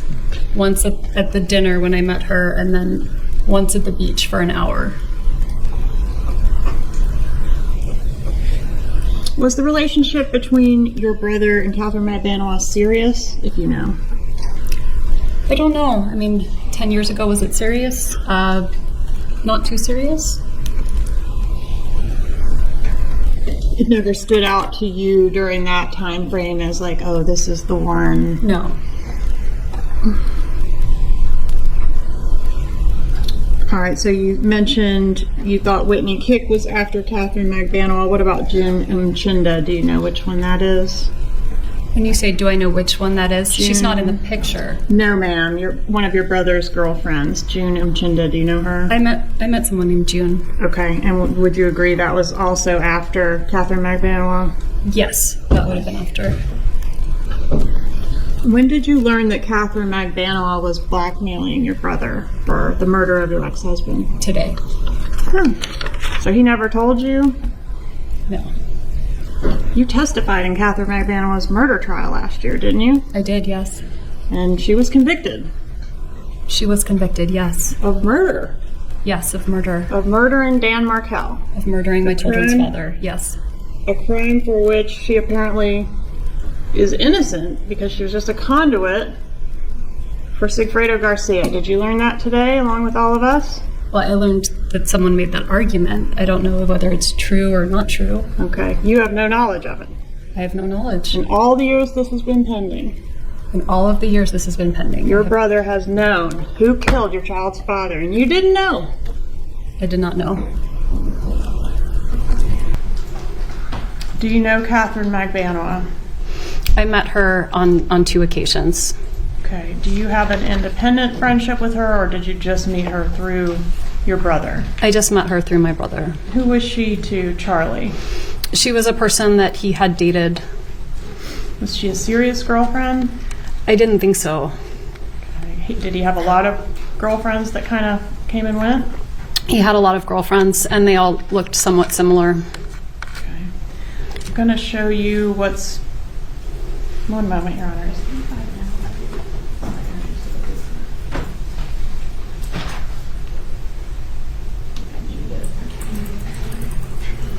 Show you what I marked as 35.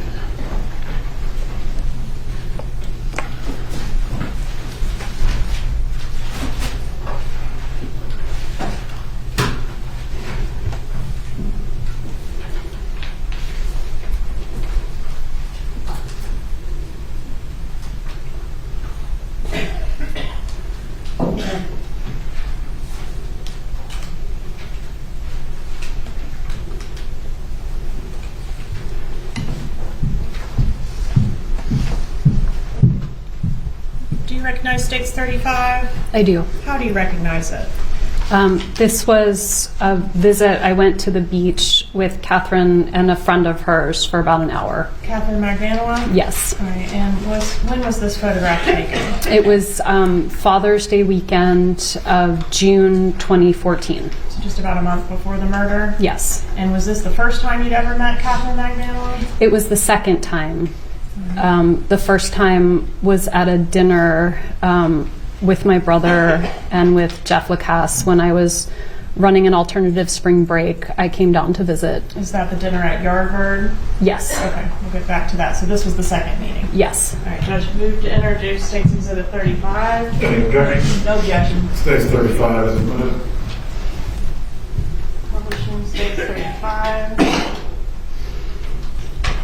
Which one is Catherine Magdanoa? She's on the left with the white top. Okay, and that's you in the center there? That's me in the middle. And this photograph, was it taken near your parents' residence in It South was. Beach? Very close. During that trip, were there any conversations with Catherine Magdanoa or your brother or your mother about the murder? No. Is Catherine Magdanoa the girlfriend that your brother had in this time frame leading up to the murder? I believe so, but he had multiple girlfriends, so I don't know if she was the only one. Okay, but that's definitely the one that you interacted with the month before. Yes, ma'am. Did anything stand out to you about this particular girl as being, you know, the one or special or different from the parade of girlfriends that No. Charlie had? Did your brother have girlfriends after this woman, Magdanoa? Yes. Okay, including, do you remember a Whitney? I do remember Whitney. And then there was June Mchinda, Yes, I remember June. a June Co, I think. I remember Junko. Okay. Do you know Sigfredo Garcia? No. Have you ever met him? No. I want to ask you about the week prior to Mr. Markel's murder, like June 30th through July 10th, 2014. Were you in South Florida that week? I know I was in South Florida for my father's 70th birthday. My dad's birthday is July 5th. I don't remember if his party was on his actual birthday or a little before or a little after, but I remember I went down for his birthday. Can you tell the jury whether or not you were in South Florida on July 1st, 2014? I couldn't say for sure. Okay, but it would I be may have traveled that day. I don't remember exactly when I went down. I only remember I was there for probably about a week and then I went down for my dad's birthday. But I couldn't tell you more exactly than that. Your dad's birthday's on the 5th? It is. What month? Of July? Time between this trip and the murder. I did. I went down for my dad's birthday. And when was that? It would have been, his birthday was on July 5th. And so I was down, I don't remember the exact amount of time, but maybe 7 or 10 days over July 4th and for his birthday, and then went back to Tallahassee. Did you run into Catherine Magdanoa at all on that trip? I don't think so. Any discussion with any members of your family about the murder on that trip? No. It was your dad's 70th birthday, right? It was. And was there a party? We had a party. Okay. Was that friends, family, both? It was friends and family.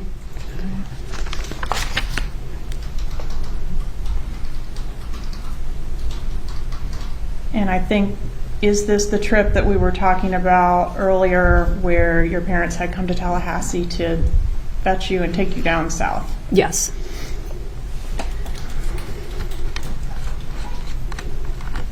Was there any discussion on that trip about any other relocation strategies? I don't have any memory of that. Like bribing, converting to Christianity, any of those things? It had been, I think, about a year since those were first broached. Right, but I'm just saying by that time it was the summer of 2014. I don't remember any kind of conversation like that. Okay. Was there any discussion on that trip of the pending motion that included precluding your mom from having unsupervised visits with your boys? No.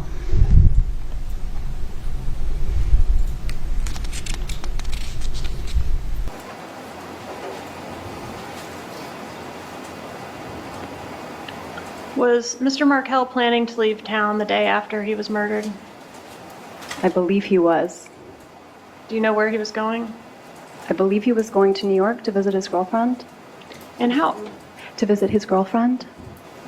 41 years old. Yes. Did law enforcement in this case analyze your cell phone? I gave them my cell phone. Okay. And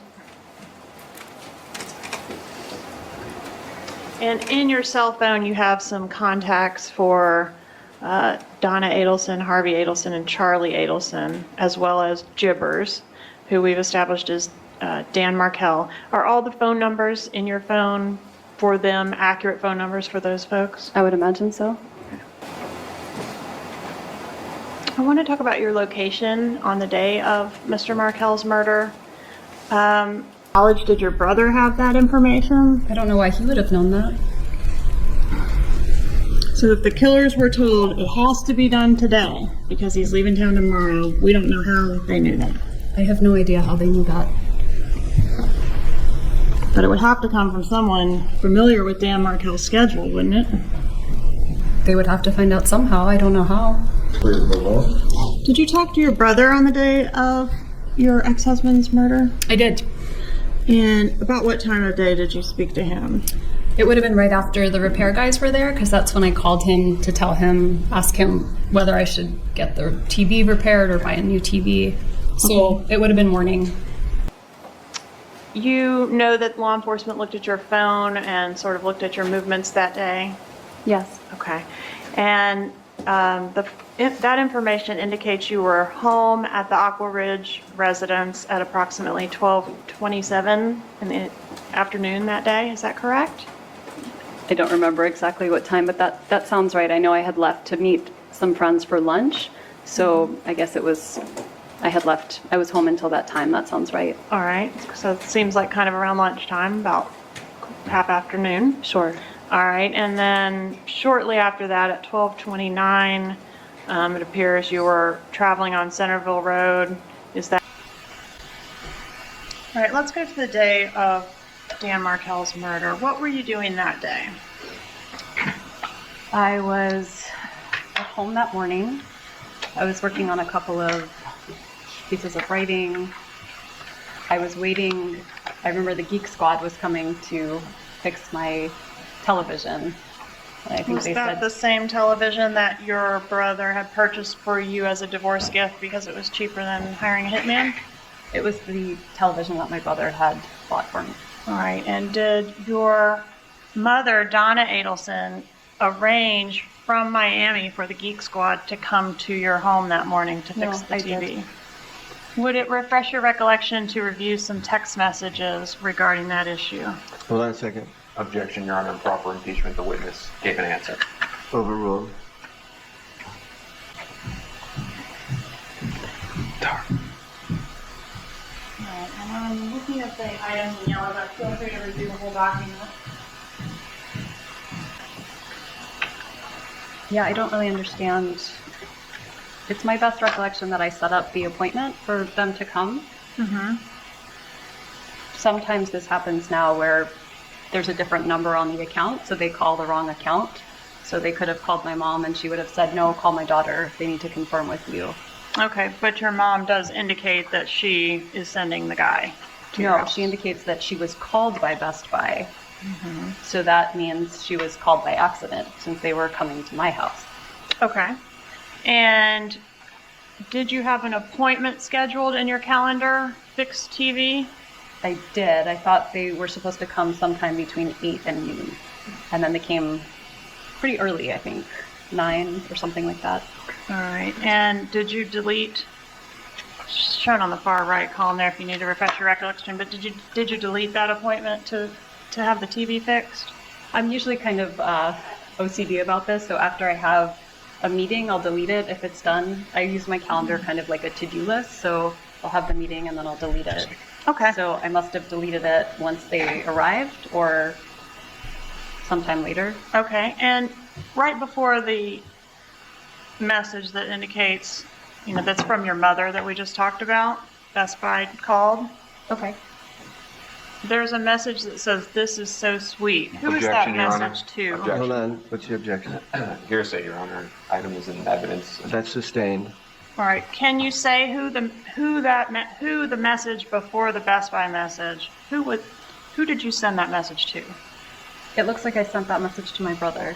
Your brother Charlie? Yes. All right. And that message was deleted as well? I always delete my messages. But yes, it looks like I deleted it at some point. All right. And that message, what were you referring to in that message, if you know? I have no idea. But it was sweet, whatever it was. I mean, 8 years ago, I have no idea what was sweet. So did Best Buy show up and repair the TV that morning? They showed up and they tried to repair the TV. But I needed to make a call of whether it was worth repairing or whether I should just get a new one, because the repair costs I remember being expensive. And how old was the TV at this point? I don't know. I don't think it was very old, just a couple of years. Well, it was given to you as a divorce present at the time of your divorce, right? In 12? Right, so it wasn't that the TV was old. I think one of the kids had thrown something at the screen, so it cracked it. Okay, but the fix was done in 14, or the attempted fix. The attempted fix was in Okay. 14. All right, so the repairman did show up that morning, correct? Yes. Okay. And you said you did not recall your mom making that appointment, but was it usual or typical for your mom to get involved in that type of minutia of your daily life? No. It would be unusual if she did that. I mean, it would not be unusual for her to try to help me with various things, so it doesn't sound out of the realm of possibility, but I remember distinctly setting it up for that morning of sometime, like when you wait for a repairman to come, they come in a window, they say between 9 and 1. I remember there being a window they had told me. And do you remember the specific window in this case? I keep thinking it was 8 to 12, but I don't know if that's correct. Okay, and we're talking about 8 a.m., between 8 a.m. and noon. And you agree that your ex-husband, sorry I keep doing that, was murdered between 8 a.m. and noon? I don't know the exact time of when it happened. Really? Between 8 a.m. and noon? Yes. I mean, yes, but I thought it was closer to 10 or 11. Okay. But the question was it between 8 a.m. and noon? Yes, it was between 8 a.m. and noon. The morning of the murder, did you have an appointment at your residence on Aqua Ridge? I did. What was the nature of that appointment? I had an appointment with the Geek Squad. There were some vertical lines on the TV. I didn't know if maybe one of my kids had tapped it or touched it, but it wasn't working. And so I had an appointment, and they were scheduled to come sometime between 8 and 12. And was that the TV that was the same TV that your brother joked he got you as a divorce present because It was. cheaper than hiring a hitman? Yes. Okay.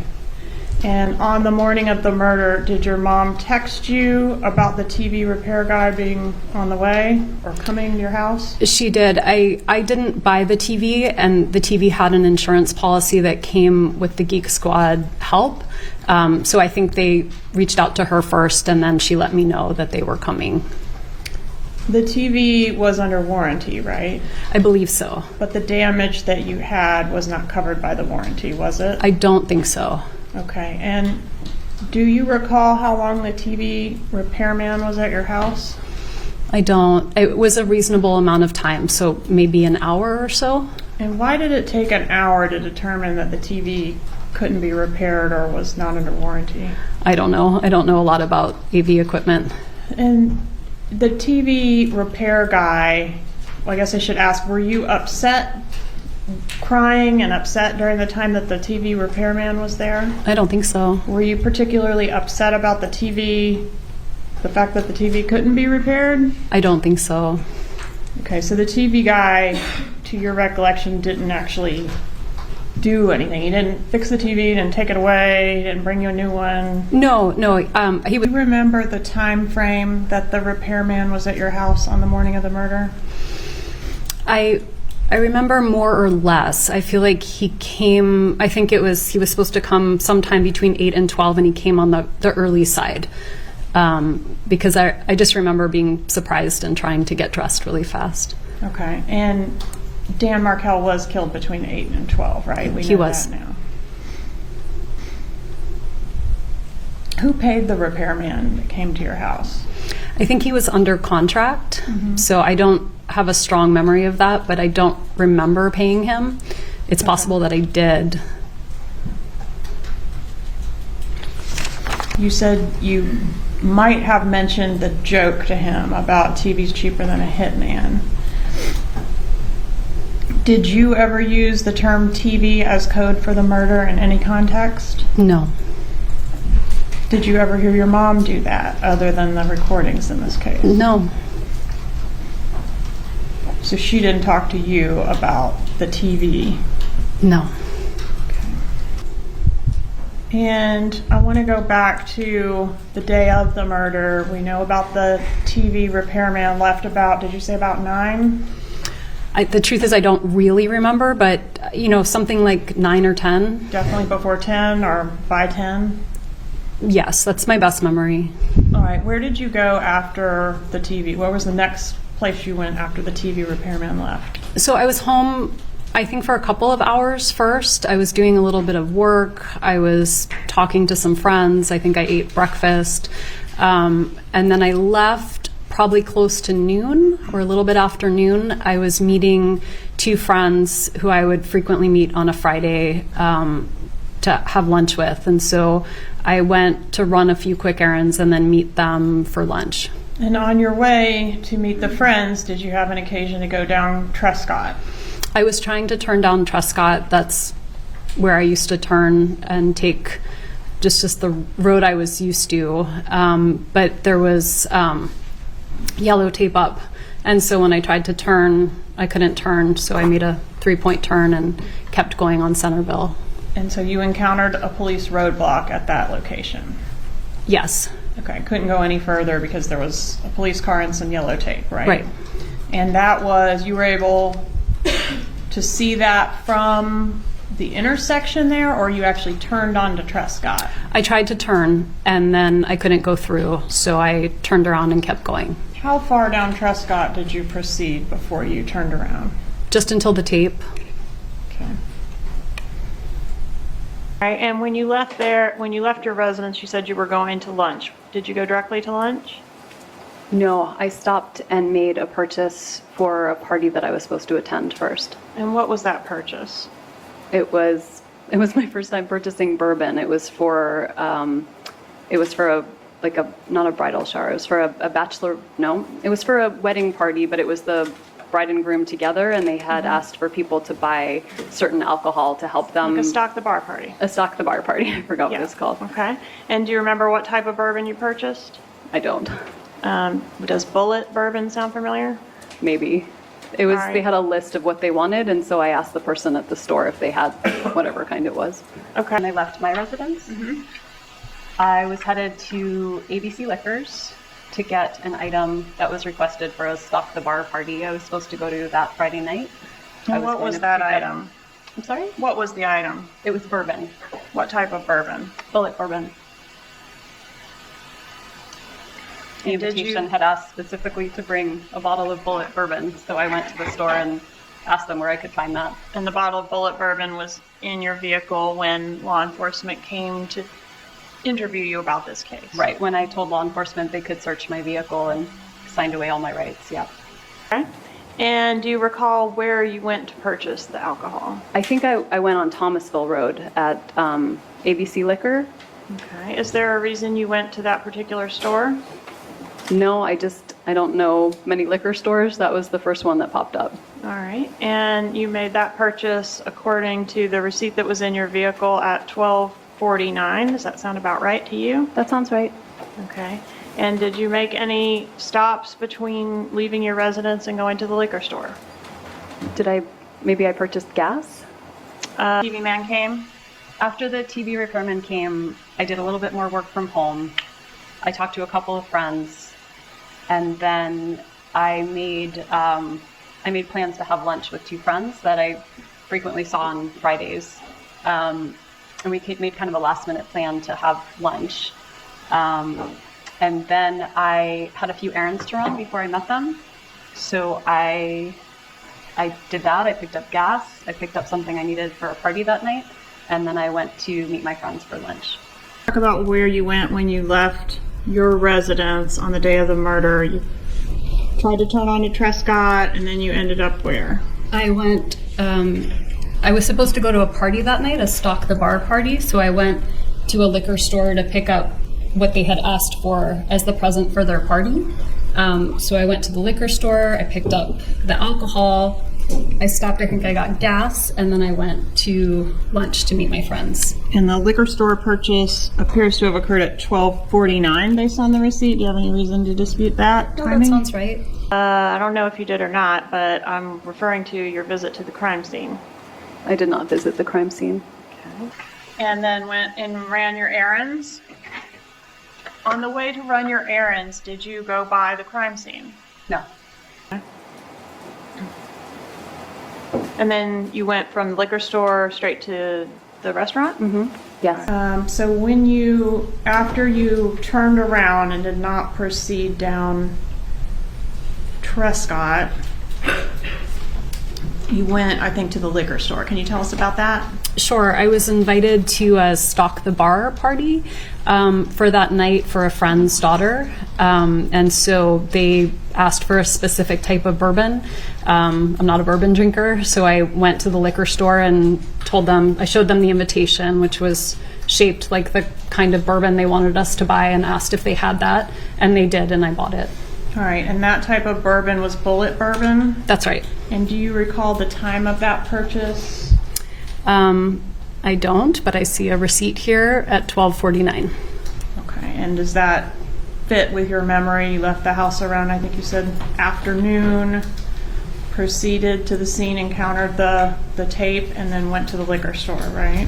I proceeded to drive to the liquor store. I saw tape and turned around. Mm-hmm. And then I bought the bourbon that they asked for at 12:49, and then I may have gotten gas after that, and then I drove to lunch. And lunch was where law enforcement came in and encountered you? That's right. Okay, and that was where you were having lunch with a couple friends? That's right.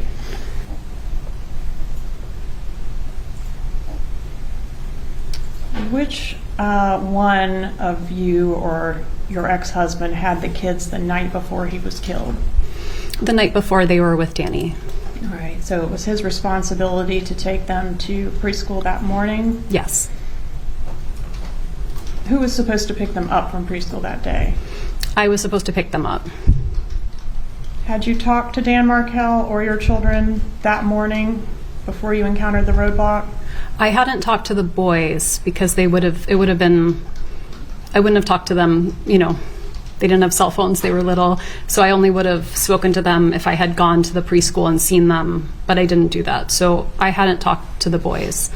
I'm sorry, what was the second part of the question? How about Dan? Did you speak to him that morning? We didn't. We had plans to talk. We had traded some text messages and emails, and then I called him and he didn't pick up, and that was the last contact. Did you attempt to call Dan Markell when you encountered the roadblock? No. Did you attempt to call your kids' daycare after encountering the roadblock? No. Did you notify anyone that you observed the roadblock?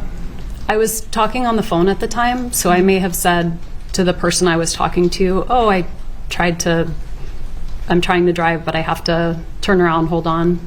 Okay, that was probably a bad question. Did you attempt to investigate in any way or ask anyone what the roadblock was about? I wasn't concerned about the roadblock. Was Mr. Markel scheduled to leave town the day after he was killed? I don't remember if he was scheduled to leave town on Friday afternoon or on Saturday morning, but I know that he would go to New York every time he had a chance, and I think that was where he was going. But I don't know when he was leaving. Okay, if you'll take a look at, not the binder we've been... Okay, and then from there to the restaurant? Yes. And where was the restaurant located? Mosaic? I actually don't remember. I just remember I would go north on Thomasville Road. All right. So it was... And is the restaurant where law enforcement came to speak with you and you ended up going with them to the police station, right? That's correct. What restaurant was that? What was the name of that restaurant? Mosaic? Mosaic.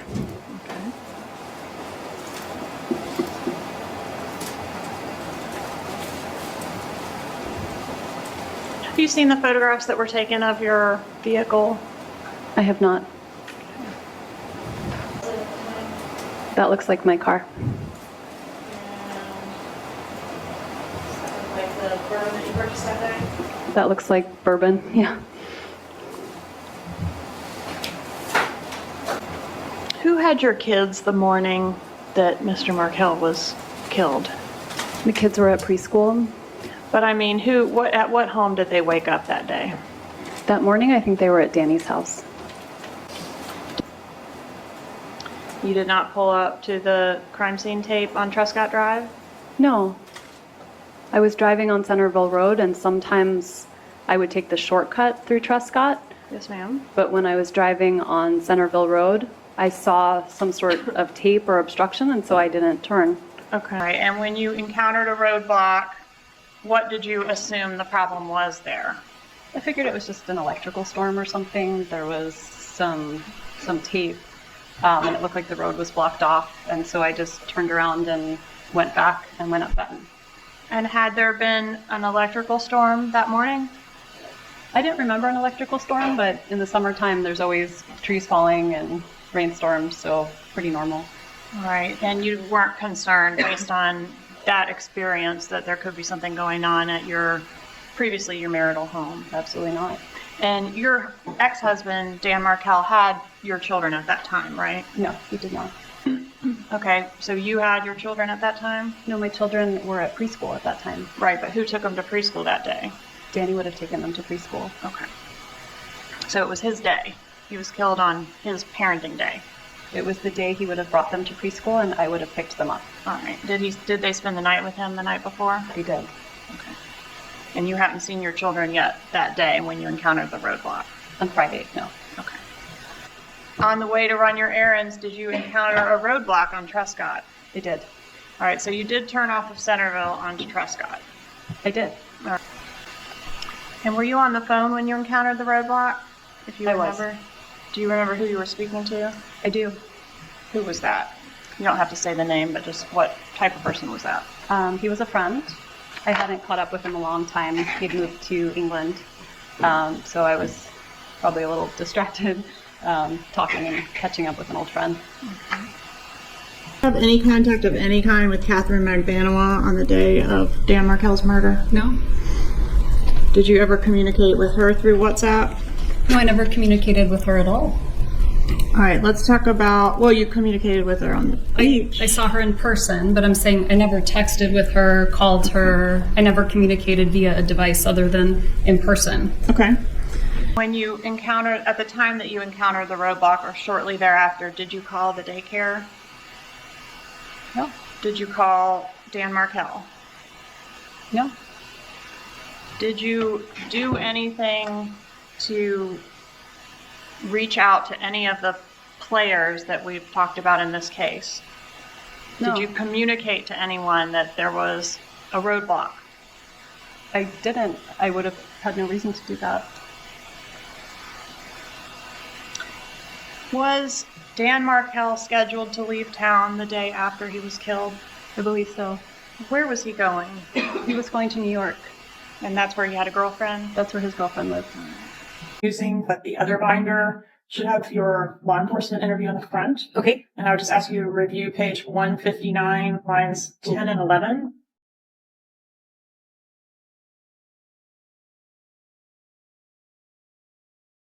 I think it's the very, are you hold binder?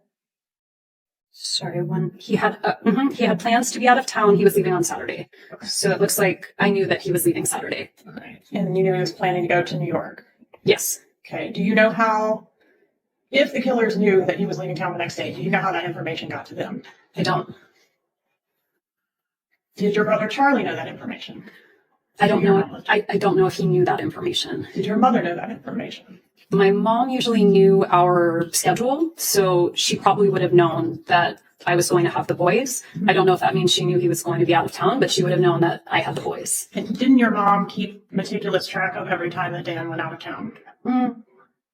Maybe just in the sense that if Danny was out of town, she thought maybe I needed extra help or something. So yes, probably. And when that became an issue in the divorce, she was able to send you a record going all the way back to 2010, a couple years of every single date he was out of town. Do you remember that email? My mom never switched over to like a Google Calendar, so she would keep very meticulous, like a calendar of all the things she had to do. And so that was just her way of keeping track of everything. Not just this, but, every part of life. She's very detail oriented. Yes. Even regarding things that aren't necessarily her business, or do you think that Dan's travel plans were somehow her business? I think only to the extent that it impacted whether I had the boys or whether they were coming to visit or what that looked like. Okay. Involved in the plot to kill your husband? Absolutely not. Did you have knowledge of the plot to kill your husband? No. But you suspected that your family was involved? No, I did not suspect that my family was involved. Did you mention in your interview with law enforcement that you suspected that your family could be behind this? I think I speculated about lots of things during the 6 hours I spent with law enforcement without an attorney present trying to help them solve this murder. Yes, I said all kinds of things. All right, and one of the things you said was that your family very much disliked him and that you thought it was possible that someone had done this on your behalf, unbeknownst to you. I did say I thought someone might have done this on my behalf, yes. And who did your brother know that had connections that could get something like that done? I have no idea. Were you in any way involved in the plot to kill your ex-husband? No.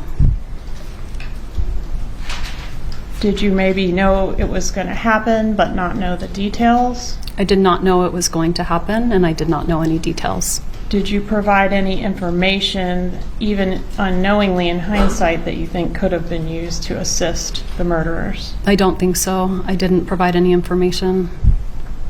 What information do you have regarding your mother's involvement in the plot to kill your ex-husband? I don't have information. But you do admit that your brother said he looked into hiring a hitman to kill Dan Markell.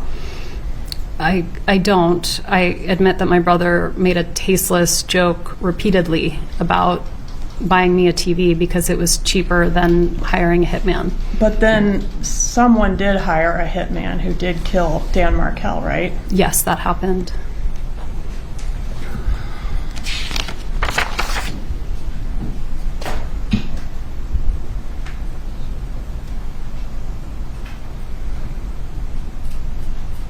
Was part of the plot to kill your ex for you to have plausible deniability or to know very little about it? I was not involved in any plot to kill Danny. Were you shielded from the plot because, I don't know, you couldn't be trusted to keep a secret? I was not involved in any plot to kill Danny. Did you stand to gain anything from your husband's death, like financially? No. Did you or your children benefit financially from your husband's death? Absolutely not. Did your husband have a life insurance policy? He did have a life insurance policy. And what was the value of that policy? I don't know what the value of it was at the time. I do know that his sister's the custodian of that life insurance policy, and I pay taxes on that money every year, but we don't receive any of it. What was the value of it at the time of your husband's death? It was $1 million, Not $2 million? $1 million for each child. $2 million. All right. And did you believe prior to your husband's murder that you were the custodian of that money for the benefit of the boys? No, we were divorced, so I was the custodian while we were married. But once we were divorced, I was no longer the custodian. So you were aware that he had designated someone else to do Yes. that job? You didn't inquire through your attorney about challenging the designation of the sister as the custodian of that money? I wasn't trying to challenge the designation, no. Do you have access personally to that money? No. All right. What about a 401k? Did your ex-husband have a 401k when he died? I believe he did. All right. And are you the custodian of that money for the benefit of the boys? I am. That's how I pay the taxes. All right. Did he have a pension? I don't know. Social Security benefits? I don't know if he had Social Security benefits. As survivors, my children receive Social Security benefits. $4,800 a month, right? That's right. Deferred compensation fund? I don't remember. $217,000. Does that sound familiar? I don't remember. What about the IRA? Did he have an IRA? I really don't know. $100,000? It's very possible. What about a checking account? I don't know if I assume he had a checking account. $15,000 in there, right? Wouldn't go to us, but sure, I imagine he had a checking account. It wouldn't go to you and the boys? Where did it go? Funeral expenses? Okay. All right. Do you agree or disagree that there have been some financial benefits to you and your boys as a result of Dan's death? I disagree. And Dan Markel's sister is I'm not sure if this is the right word, but the executor of that trust for the boys. Is that right? I think she has fiduciary responsibility over the trust for the All boys. right, thank you. That sounds right. Did you at one time hold that position in Dan's will? Oh, before we got divorced, I probably did. Okay, but sometime after the divorce, he changed that over to the sister. He must have, yes. Okay. And did you initiate proceedings to try to fight that decision that he made to make the sister the executor or the beneficiary, have the fiduciary duty for this money over you, to the disbursement to your children? Can you rephrase the question for did me? you initiate any type of proceeding at any point to try to contest or fight Dan Markel's sister being appointed as this fiduciary for the life insurance for the boys? I don't believe that I did. You did not. I don't remember doing that. Do you know how much the lawyers that assisted you with the divorce process and litigation that followed the divorce, do you know how much they cost? How much my lawyers How or much you Danny's spent on lawyers? lawyers? Yeah. I honestly don't remember. Fair to say it was a lot of money? It felt like a lot of money to me. How many different lawyers did you have during the pendency of your divorce and the litigation that followed? I had 3. Do you know how many Mr. Markel had? I don't remember. How many lawyers did you have in your divorce? I had 1, and then Danny accused her of ethical violations and stealing money, and so I had to hire a new attorney. I think he had 3 or 4. No, I was talking about you. So you had 2. I had 1, and then I had to get another, yes. All right. And who paid for those 2 attorneys? I did. Right. And obviously you did not have to maintain your divorce lawyer for any purpose after the murder of Dan Markel. I think at that point he was trying to provide counsel for something else, but no, I didn't. I had to maintain him for a little bit just to close out the case. He had some work to do to finalize things. Do you remember your mom suggesting a plan to offer Danny $1 million to allow the relocation of you and the children to South Florida? Objection, hearsay. Overruled.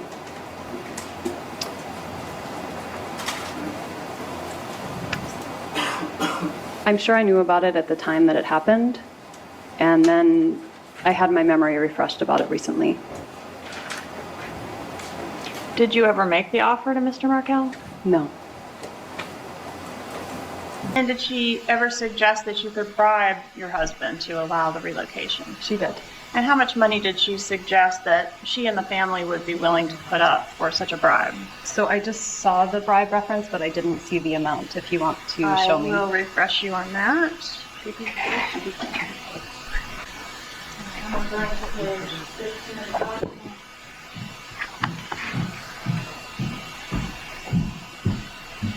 Look at that highlighted portion, let me know if that refreshes the reflection. Okay. How much money was your family willing to put up to bribe Dan Markel to let you move to Miami for kids? They said that they would go as high as $1 million, which would be $333,000 each. And who are the each? My mom, my dad, and Charlie. Him to allow relocation should be the offer of plane tickets so that he can fly back and forth, right? So you're going to potentially offer this big monetary benefit that would allow him to fly back and forth to work. Is that the idea? I never said that I was going to do any of that. Okay, was that the idea that your mom had? That was the idea. All right, and the amount of the bribe is going to be, or was at least discussed as being $1 million. Is that right? That is what they said. Okay, and did you agree with that? No. Would that have worked? I have no idea if it would have worked, but... You think he might have taken $1 million to let his kids go? Well, he wasn't letting his kids go. He would have moved to South Florida, and he would have commuted back and forth to his job. So, maybe. Well, then why wasn't it offered? Because I didn't want to do it. Yes. What was the financial offer to be? I think it was $1 million. Who was going to pay the $1 million? My mom, my dad, and my brother. And they were going to pay $1 million. You didn't have to pay any of it? I don't remember having to pay any of it. Okay. And they were going to give Dan Markel $1 million for what? So that I could relocate. Okay. Did you ever make that offer to Dan Markel? No. To your knowledge, did anyone make it to him? I don't think so. Would it have worked? I don't think so. I'm showing you this slide also from Exhibit 64W, which indicates that you were going to go into the $1 million offer as a third. Does that refresh your memory on that deal? I mean, it refreshes my memory, but it's not something I ever considered or thought about doing. So you would not have paid up the No. third of $1 million? No. All right, what about the idea that you could try to threaten Dan to convert the kids to Christianity so that they can fit into the Bible Belt here in Tallahassee? Is that something your mom suggested in these emails? My mom did suggest that. Okay, and specifically, this is on page 7 of the exhibit.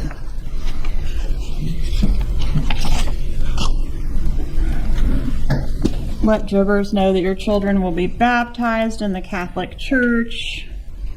Have a picture made of them in front of the church, all that kind of thing. That's what your mom suggested at one time? She did, yes. Okay, and did you do any of those things? No, I don't even think I responded to it. Do you know whether the defendant, your brother Charlie, was supportive of the plan to convert them or pose as converting them to Christianity? I have no idea. I don't think he was particularly involved in this round of my mom's emails. On page 11 of the exhibit, there's an indication from your mom that Charlie at least has discussed this with her and maybe is somewhat supportive. Charlie brought up a good point when he said that Americans were dropped behind enemy lines during World War II wearing Nazi uniforms to get what they wanted. They had a job to get done, and they did what they needed to do to accomplish it. You have a job to get done in a very short time frame to accomplish it.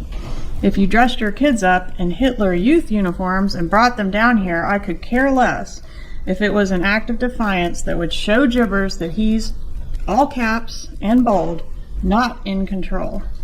It just seems like your mom was pretty extreme about this situation of getting you relocated. Can you agree with that? Yeah.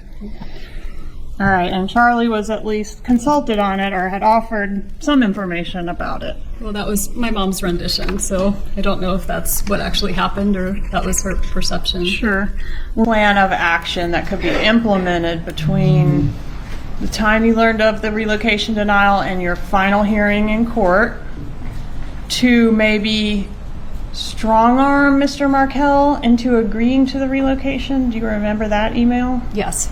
Okay, and she had some ideas for how to do that, right? Yes. And she said Jibbers hasn't beaten the Adelson family yet. Yeah? Yes. Okay. So what was her plan of action? What did she suggest you could do to get Dan Markell to relent and let you take his kids to South Florida? She suggested that I pretend that the boys had become Christian. Is that something you would ever consider doing? No. She's all about getting control from Dan Markell, right? Yes.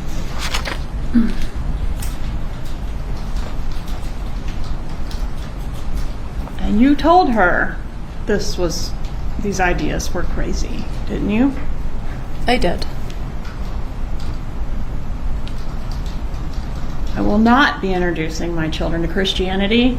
I truly believe it will backfire. Again, Your Honor, the prosecutor is testifying and leading. As the counsel testifying, sustained, please make sure you're asking open-ended questions to the witness. Ms. Cappleman, I'm reading from State's Exhibit 64V, which is in evidence. please proceed. Did you say it would backfire? Yes, those are my words. And what did you mean by backfire? I don't remember, but I can read there below what I was saying. Did it have to do with this will give him ammunition to pursue things in court? I might have meant that at the time. Did your mom respect your decision not to use her suggestions? I mean, she had to have, right? I'm a grown-up.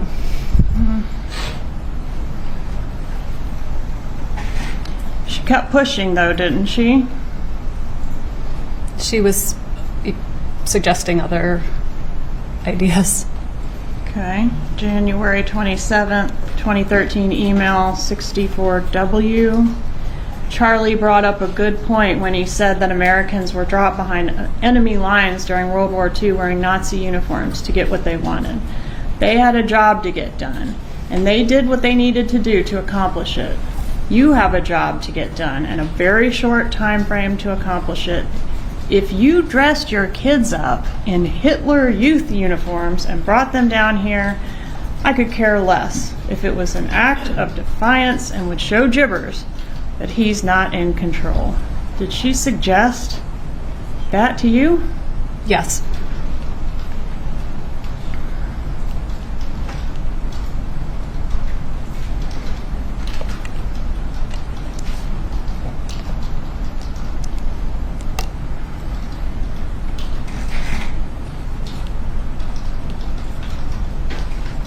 She urged you to rethink your decision not to implement her suggestions, didn't she? Yes. She wanted you to do an act of defiance that will put a scare into this jackass. Why would she want to scare Mr. Markell? So that he would let me relocate, I guess.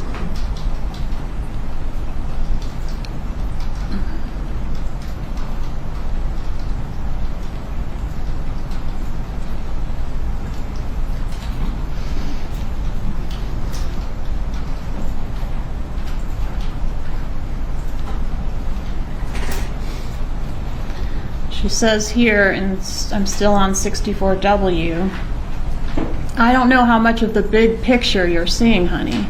I don't know if you can realize that not only what you can provide for your boy's life, but for your own life, all depends on this change.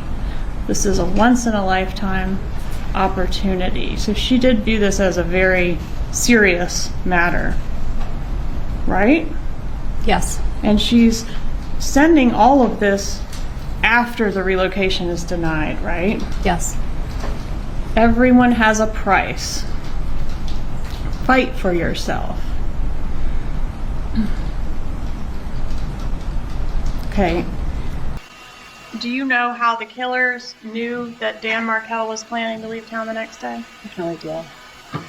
You didn't relay that information to anyone. Absolutely not. Did you have WhatsApp on your phone at the time? I really don't know. I have it now. I don't know if I... Did Mr. Markell leave you a message on the morning of his murder? He did.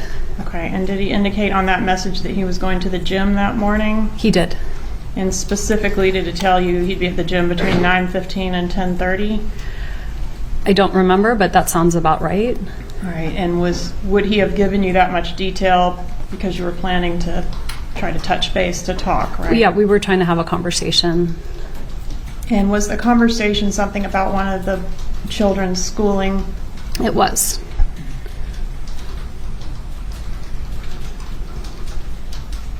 Did you talk to your brother Charlie on the morning of the murder? I did.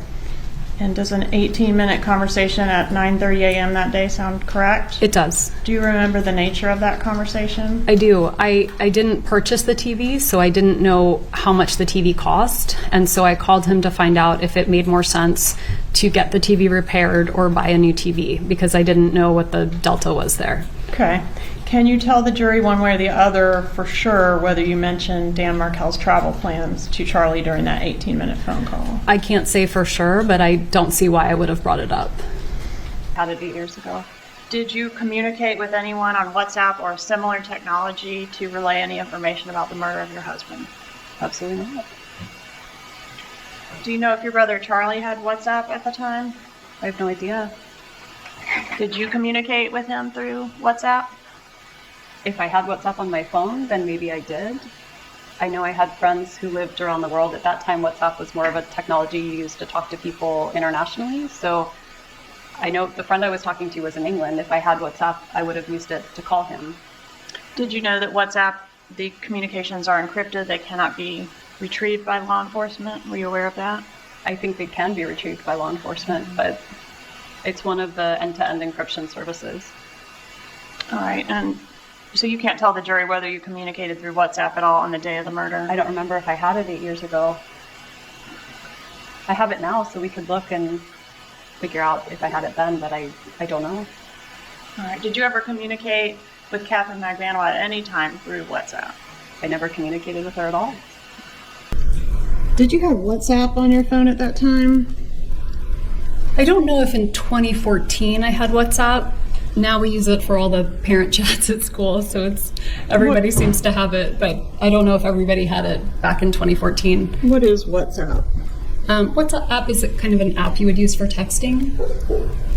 Do you know if your brother Charlie had it at that time? I have no idea if he had it at that time. Did you ever communicate with Charlie through WhatsApp?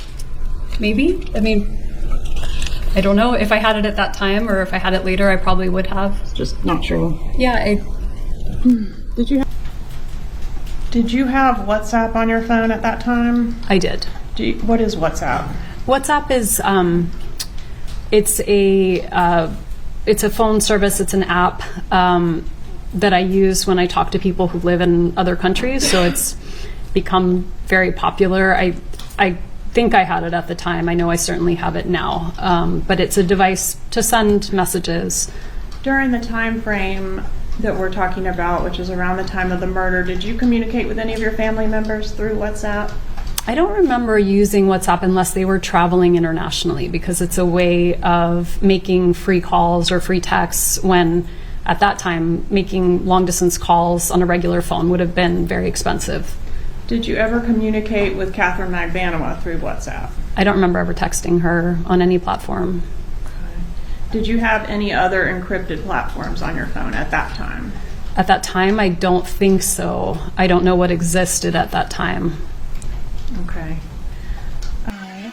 And was your mom able to go back to work full time once you moved to South Florida, or did she remain in the status of sort of helping with the kids a lot and working part-time? She helped with the kids a lot, especially while I tried to get back on my feet and find work. All right. Have you ever returned to Tallahassee to live after you said you...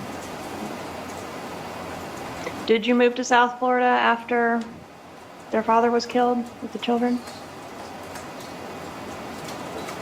So after he was killed, I packed a weekend bag and went to South Florida for what I thought would be a couple of days, maybe a week. How long did you stay in Tallahassee after your husband was killed? Ex-husband, sorry. Stayed a couple of days.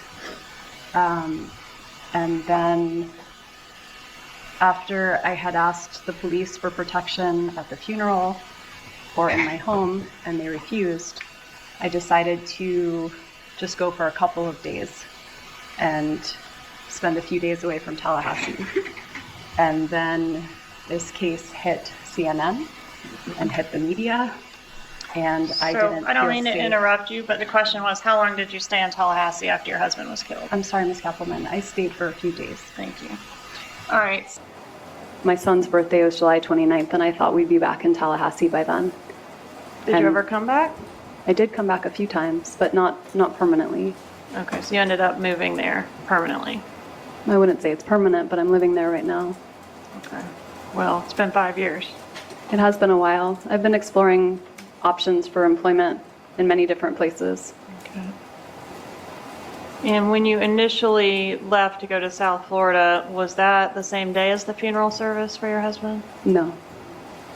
Was it the day after? It might have been the day after or the day after that. I don't remember. Left about 2 days after the death. I've never come back to live. I came back to give a talk, I think twice. And then I came back for a friend's wedding. I came back for a friend's bar mitzvah. So probably came back 4 or 5 times since. Right, but the question not is to reside. I'm sorry, Ms. Cappleman. I haven't lived here Okay. since I left. You've lived steady in South Florida since that date. I have lived in South Florida. Okay, and who has full custody of your 2 boys? Me.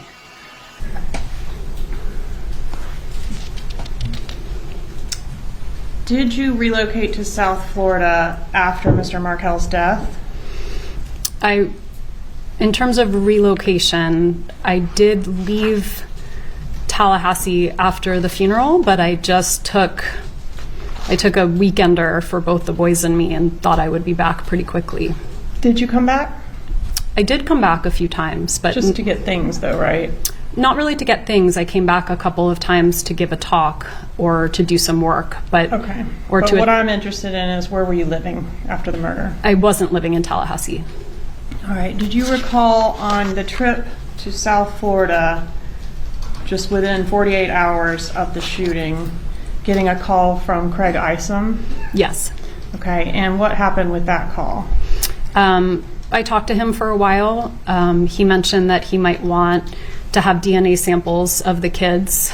We were already halfway down. We'd been in the car for about 4 hours with the boys. Who's and the we in that sentence? I was with my parents Okay.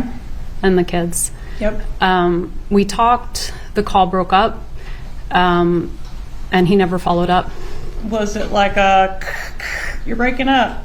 I told him I was having a hard time hearing. But were you faking that or was it really breaking up? I was not faking that. And did you send your lawyer to him after that, shortly after that? I told him he could talk to my lawyer. He never followed up. Were you happy to be out of Tallahassee when you were able to return to South Florida? No, I was not happy. Did you send a text message on January 1st of 2016 that's contrary to that? At that point, it would have been 1.5 years after I'd been living somewhere else, so I don't know what text message you're referring to, but... But at that point, you were happy to be out of Tallahassee? It's not a question of happy to be out of Tallahassee. I was trying to build a new life for myself, and I didn't feel safe here anymore. All right, let's take a look at tab 96, please. 96 in the old one or the new one? The old one, please. Okay.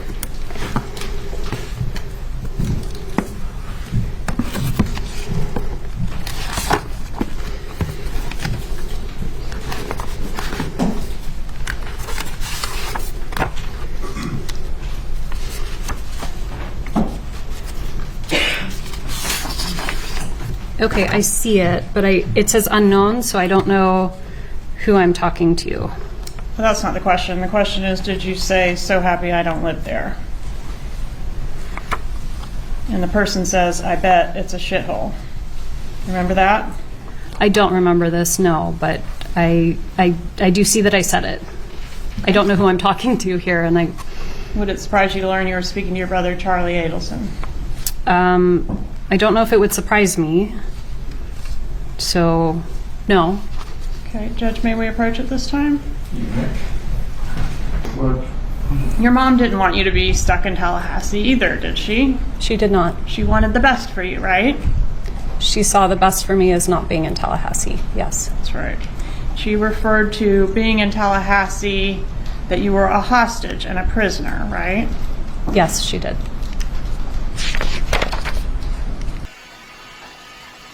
And does your mom have any issues with having access to your boys, or does she have full access to your kids?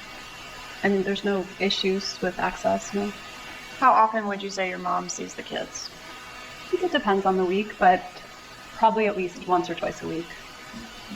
Can you describe the relationship that your mom had with your kids during the time frame we're talking about? So, separation to murder time frame? It was very close. My mom taught my boys how to read. She taught them how to play chess. It was very close. Did you change your children's last name from Markel to Adelson? I did. When was that done? So,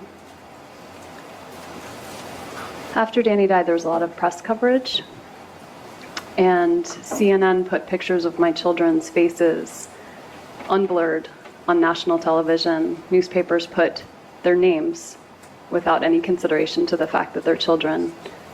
And I appreciate that, but the question is when did you change their names? When they started school, I registered them under my name, hoping it would keep them safe. And was that approximately a year after their dad was killed? It was whenever I registered Ben for school, so it was soon after. Okay. But I didn't legally change their name until after that. Okay. And where did they start school? When you say you changed their name when they started school, was that here in Tallahassee or somewhere else? No, it was in South Florida. So that fall, they started regular enrollment like you would in the normal beginning of the school year? That's right. Okay. And did you also eliminate your older son's middle name? When I legally changed their names, I did. And you just dropped that from the name? I did. Okay. And that was a name that came from Dan Markel's deceased maternal grandmother, is that correct? The name started with an A, which was to honor my grandfather, Aaron Adelson, and the second half of his name was to honor Danny's grandmother. Okay. So we lost an honor to both families. Okay, thank you. No further questions. Proceed. Did you change their legal names about a month or so after the murder? No, not a month or so after the murder, no. Okay. When was it done? Even sooner than that? No, absolutely not. When I tried to put my children in school and their faces had been unblurred on CNN and all across social media. I'm sorry to interrupt you, but if you'll answer my question is, when were the boys' names changed? The boys' names were changed after I wrote a letter to Danny's family explaining why I was changing their names. When were their names About changed? a year after. Okay, and that was when they were legally changed, July 6, 2015? I don't remember the date, but if you have it, that sounds correct. Okay, so they were legally changed on that date, but just a month or so after the murder, when you were enrolling them in school, is when they effectively had their names changed. That is not true. And what did you change their names from and to? I changed their last name from their father's last name to mine. From Markel to Adelson? That is correct. And did you also drop the middle name of one of your boys that was a tribute to his paternal side? It was a tribute to both families. Did you drop it? I did. I lost an honor to both families that day, yes. When did you decide to change the names of your children from Markel to Adelson? So after Danny's murder, there was a lot of news. It just hit the media, and there were news stories everywhere. And Nancy Grace on CNN put pictures of my boys with their faces unblurred, just pictures of them. Mm-hmm. And I was terrified. And so when they started school, I started school with my last name, thinking that would keep them safe, that they wouldn't be associated with the murder. Wasn't the Adelson name in the press? Just it was not in the press. Not yet. Do you agree that you legally changed the kids' names on July 6th of 2015? That sounds right. So it was actually a year after the homicide. A year after. Ma'am, did you change your children's names after Dan Markell was killed? About a year after I did. In what way did you change their names? I changed their last name, and I changed my older son's middle name. Okay. And you changed their last name from Markell to what? To mine. Adelson. Mm-hmm.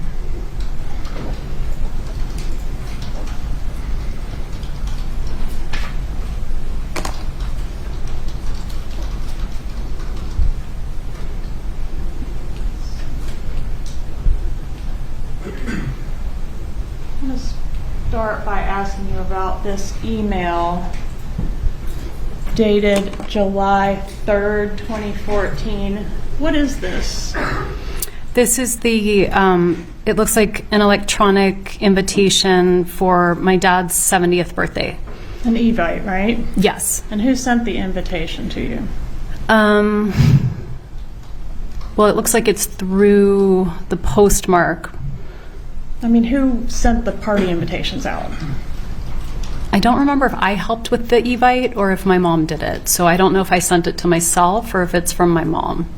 Would you have sent it to yourself? I'm a little better with tech stuff than my parents, so I might have helped them put together an Evite. Okay. I don't remember. Who does it say is the host of the party? Oh, my mom's the host. You asked who sent the email, and I didn't remember. But my mom is the host of the party for my dad. And to whom is the party invitation sent? It's sent to me and my two children. Okay. And this was sent on July 3rd, 2014, before the murder, correct? Yes. Okay. And then back up just a little bit here. This email, do you recognize this one? Are you able to read it okay on your screen? I can read it okay. All right. Who sent this email? This is from, it says my mom, but it says Harvey Adelson. So again, I don't know which parent it's from. Okay. If it was from Harvey Adelson, would he say Lincoln is going to be attending Shabbat with his grandpa, Harvey Adelson? I mean, it seems more likely somebody else would have written with his grandpa, but I don't know. I kind of write those things sometimes, like Lincoln will attend something with his mom and say my name. I know it's awkward to say it in the third person, but I don't think it's impossible. Okay.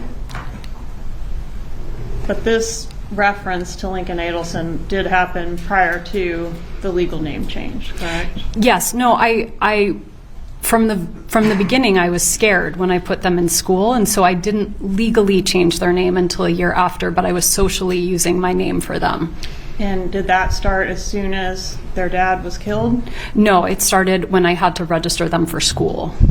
And your mom helped with the registrations as well, didn't she? I think I did the registrations myself. What about here for flag football? Did your mom assist with that? It looks like she did. There were some after-school activities. Okay, and she registered your child under the last name Adelson, right? Yes.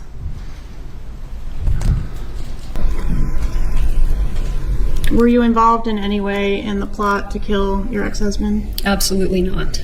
Did you know it was going to happen, but maybe not know the details? I knew nothing. Is that why you went to the crime scene on the day of the homicide? I did not go to the crime scene on the day of the homicide. Do you know who all was involved in the murder? Well, I learned today, but at the time, no. Okay. Have you ever privately confronted your brother about his role or possible role in the murder? My attorney has advised me not to have conversations with anyone in my family about the case.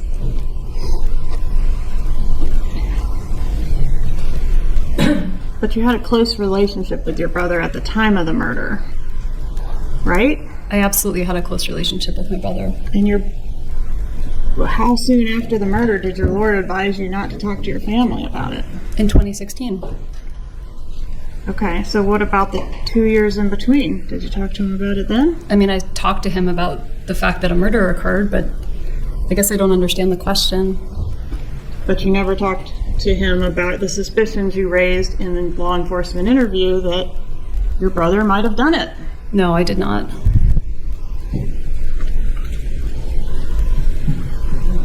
You suspected your brother could have been a part of this, right? I suspected lots of people could have been a part of it. But he was one of the people, right? While I was talking with law enforcement for 6 hours, terrified out of my mind, I offered them every possible idea I could come up with. Right, and one of the possible ideas was that your brother could have murdered your child's father. I didn't really believe that was possible.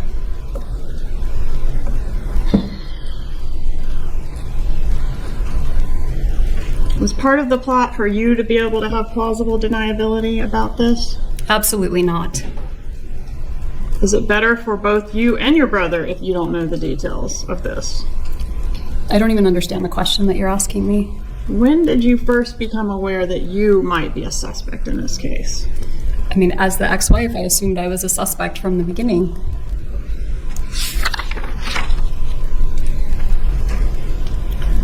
What was your first thought when you were asked if anyone might have murdered Dan Markell for your benefit? I thought, oh my God, maybe if I hadn't divorced him, he would still be alive. Maybe this is my fault because I complained to the wrong person. Maybe Danny gave a student a bad grade and they came after him. I just was trying to think of who possibly could have wanted to hurt him. But you didn't say any of that. Do you want the culpable parties in this murder held accountable? Absolutely. And even if it involves your own family? Absolutely. Do you recall giving an interview with law enforcement on the day that your ex-husband was murdered? I recall sitting with law enforcement for 6 hours. Yes, I recall. And did you tell law enforcement something different in that interview about the culpability of your family? I'm sure while I sat for 6 hours completely traumatized that I said all kinds of things. All right, and was one of the things you said while you sat for 6 hours completely traumatized that you wanted the culpable parties held accountable unless it was your family? I don't believe I phrased it like that, and I think you're taking my words out of context, but sure. But sure? But sure what? No further questions. All right. And where do Donna and Harvey live currently? They live in Miami. All right. And are you still very close with your parents? I am. All right. And do you still live in close proximity to your parents? I live about a 15-minute drive away. And how many times have Dan's parents been able to see your boys in the last 5 years? In the last 2 years after they died, they've been able to see them every time they've asked to see them. Okay. What about the last 3 years? Since 2016, they have not been permitted to see the boys. They have not been permitted That's right. by you. By me, yes. Right. And where did they live at the time that Dan Markell was killed? They lived in Coral Springs, Florida. And were you close with your mom back around the time that you were living in Tallahassee? I was. And did she have a close relationship with your children as well? She did. It's not through lack of trying on their part. No, that's because of what they did. Okay, but they want to see those boys, don't they? They very much want to see the boys. All right. So you were asked about the reason why you stopped contact for a period of time between your ex-husband's parents and your children. Yes. And you referenced a letter that you characterized as the grandparents threatening to put the children into foster care. Is that an email that was sent from the Markells, to my office? Yes. Okay. And that was in reference to, in the event that you and the people that care for these children, who at the time were very young, were arrested, that the grandparents wanted to make sure, because they live in Canada, right? They do. They wanted to make sure that a specific organization could be contacted to care for the children so that someone was there to care for them until a relative could get there. I don't right? remember the bit about a relative getting there. Okay, well, they weren't just going to leave him in foster care, right? I don't know. Okay. But the specific nature of the email, you will agree, was in the event that there's some kind of mass arrest, because they don't know who's getting ready to go to jail next, right? I mean, they're not privy to the investigation any more than you are, right? Law enforcement investigations, they're secret. Sure. Okay. And their concern, would you agree the concern ultimately in the email was for the care of the children? The concern was to make sure the children were under good care, but as their mothers, I know they're always under good care with me. Right, but And there's no the need for email foster care. contemplated you not being available to care for them. That's not possible. Because it's not possible for you to get arrested. Correct. Because I've done nothing wrong and I believe in our justice system. Okay. Well, your reference to the foster care agency, does that have to do with an email that was sent to me from your mother-in-law? Yes, it does. All right, that Dan's mother. Yes. And that email was in reference to, in the event that you and your parents were arrested in association with this crime, could I please contact that particular agency to assist with the children in the event they have no guardian temporarily until they could get down here from where they reside in Canada? Is that correct? That's correct. Okay, so they were not trying to take your children unless there was an event where you were unable to care for them. But because there's no event in which I would be unable to care for them, that feels like trying to take away my children. What was wrong with Dan's mother trying to make arrangements for the kids in the event of your arrest? Wasn't that a kind thing to do? I don't think it's kind to put my children in foster care. Wasn't the foster care intended only to cover the time frame that it would take for her to get on a plane and get here? She never said that. You thought she was just going to leave them in foster care? I didn't know what to think. They have a mother. They don't need to be in foster care. But they wouldn't have a mother in the event of your arrest, Ms. Adelson. Wasn't that the intention of the email? I don't know what the intent of the email was. I was not going to be arrested for a crime I didn't commit. She didn't know that, though, did she? I don't know what she knows or doesn't know. I can't speak to that. Do Dan's parents know whether you committed this crime or not? I don't know how to answer that question. How would they? Particularly back at the time that she sent that email. It was fresh at that time, right? I'm sorry, what was fresh? All the events that were occurring, the arrests. That was 2 years after Danny's murder. I don't know. You don't know if they own any properties? I know now that they own properties, but I didn't then. Okay, and do you know now that they owned properties then? I actually don't know when they acquired the properties, so I don't know. All right, was your divorce impacting your family financially? So this is prior to the murder and the It was certainly impacting me financially, but I don't think it was impacting the rest of my family. All right. Is it fair to say around the time of your divorce that your mom did not like Dan Markell? I think that's fair to say. I think she was very disappointed by the way he treated me. Email dated May 3rd, 2013, page 1 of 5, and the second real paragraph. Does your mother indicate that the most important Objection. part of your divorce is Objection. relocation? Hold on a second, Ms. Cappleman. I don't believe this item is in evidence, Your Honor. Can you describe the relationship that your mom has with your boys? I think it's very loving. I think she's a very dedicated grandmother. She spends a lot of time with them, doesn't she? She does, yeah. And when they were little and you first moved there after Danny's death, how much time was she spending with them? When I moved there after Danny's death in 2014, how much time was your mom spending with the boys? I mean, we were all living together at that point. So, we were spending every day together. Voicemails for each other, but didn't get to talk. Okay. Did he leave you a voicemail message that morning? He did. Okay. I asked you earlier about him being scheduled to leave town the day after he was killed. Do you know where he was planning to go? He was going to New York to see his girlfriend. The message that he left you that morning, do you remember what he told you in the message? I think it was about our son's school. Mm-hmm. Other than that, I don't really remember. Okay. Included in that was it included in that message that he was heading to the gym and was going to be at the gym between 9:15 and 10:30 that morning? I really don't remember, but that sounds like it could be what he would leave. Cool. Okay. So did he say in that voicemail that he left you what his plans were in regards to the gym that day? He did. What exactly did he say about the gym? About the gym, he said, I'm going to be at the gym probably between 9:15 and 10:30, but I'm happy to chat or meet with you. Maybe we can go for a walk at school or something like that. Let me know. Okay. So that particular voicemail doesn't sound very emotionally abusive. Would you agree with that? No, by this point in time, we were parenting really well and we were doing just fine. Moving along great. Objection, Your Honor. What was the objection? Move to strike. I'll strike the comment, Your Honor. How long did you talk to him? I don't remember. Does 18 minutes sound incorrect? That sounds reasonable. Okay. Did you talk to him about other things other than just the TV? I really don't remember what else I talked to him about, but probably. Maybe I would have asked him about his work, or we would have caught up.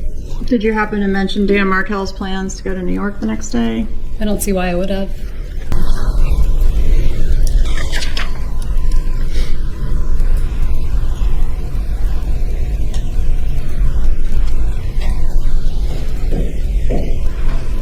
When was the last time you talked to your mom? Did you talk to her today, yesterday? I talked to her yesterday. In her emails, and we referenced one of them while you've been here on the stand, she talks about you giving performances and playing roles. Did you discuss anything about what you would do here today in court with your mother? No. Before. And the first thing you said was Charlie, right? I don't think so. Page 25 of your interview, line 5 through 15. Do you have any reason to dispute? Page 25, not 5 hours into it. You say Charlie might have done it, right? Can I see, please? You may.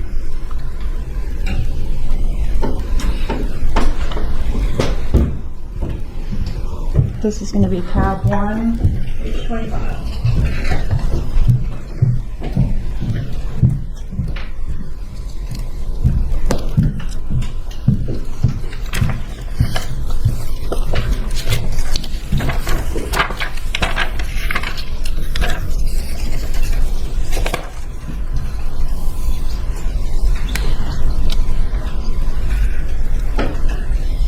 What I say here is that he would never do it.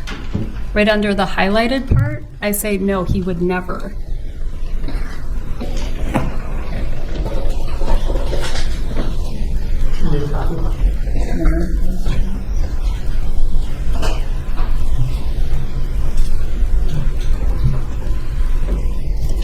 Page 25, line 5 through 15. I mean, my brother, the one, his name is Charlie, the one I'm really close to. He makes a lot of jokes in that taste, and it was a joke he made. He bought the TV for me this morning that got broken, and then I was talking to him about whether it made sense to pay or fix it, or whether I should get a new one. And it was always his joke that, he knew that Danny always treated me badly. And it was always his joke. He said, I looked into hiring a hitman and it was cheaper to get you this TV. So instead I got you this TV. And you do say you don't think he would do it, but can we agree you brought up his name on page 25 of the interview? I did. When asked, would you ever ask someone to do something like this? You say not in a million years. When asked, okay, do you think someone would do this for your benefit without asking you? You say no. And when Isom starts to ask you what good does it serve, you say, I mean my brother, the one, his name is Charlie. Isn't that how it went? This is the transcript, but I think there's also inaccuracies in the transcription. Oh boy. All right.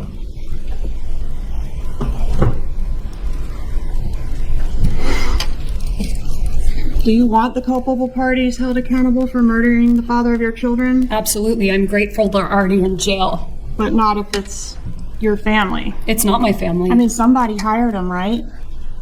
Not necessarily. Somebody paid them. I learned something this morning. Yeah, me too. You didn't want him held accountable if it was your family members. Didn't you tell law enforcement that? That's not what I told law enforcement. What did you tell law enforcement? I told them that the person who did this should be held responsible and that I had nothing to do with it. Page 122, lines 7 through 12. If somebody tried to kill my ex-husband, they should be prosecuted to the full extent of the law. The investigator says, regardless of who it is, and your answer is, I mean, it would be different if I thought it were my brother. But I don't think it was my family, is what I Different said. now, isn't it? No, it's not different. That's exactly different what I today, said isn't right it? here. No, that's not No right. further questions. In that interview with law enforcement, did you suggest that your parents are people who may have been angry enough to kill Dan Markel? I suggested a lot of people who could have been angry enough to kill Danny. And were some of the people my parents? Yes.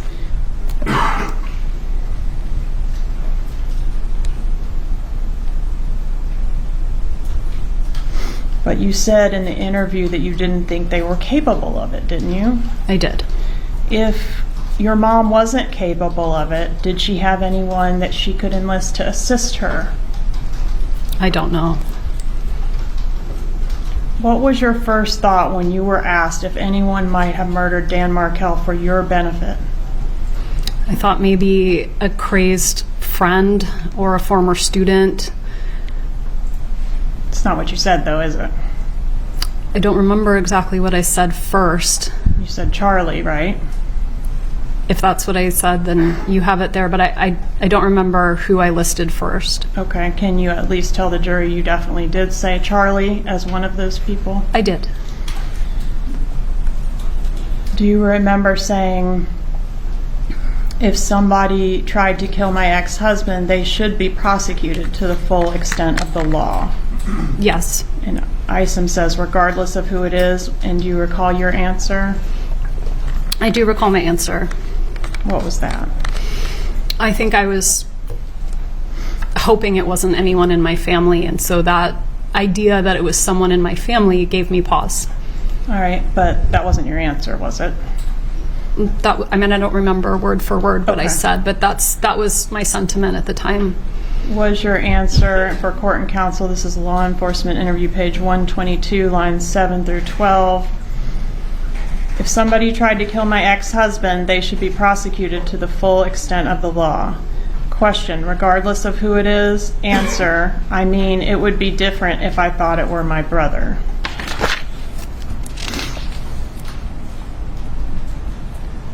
The day that you filed that motion to enforce the marital settlement agreement and hold Dan Markel in contempt, see if I can find that. What was the date of that filing? It looks like it was October 31st, 2013. Was that the same date that you backed out of the contract to buy a house here in Tallahassee? I don't remember if it was the same date, but at that point I didn't have the money I needed to buy the house because Danny didn't pay what he was supposed to. Okay, but you don't remember which day you backed out of buying the house? I don't. Could it have been the same day that this was filed? Halloween of 13. It may have been. Okay, and was it Charlie, your brother, who talked you out of buying the house? No, I didn't have the money to buy the house. So you don't remember him discussing that with you? No. Okay. And did your mom have a position one way or the other on whether you would buy the house? I don't remember.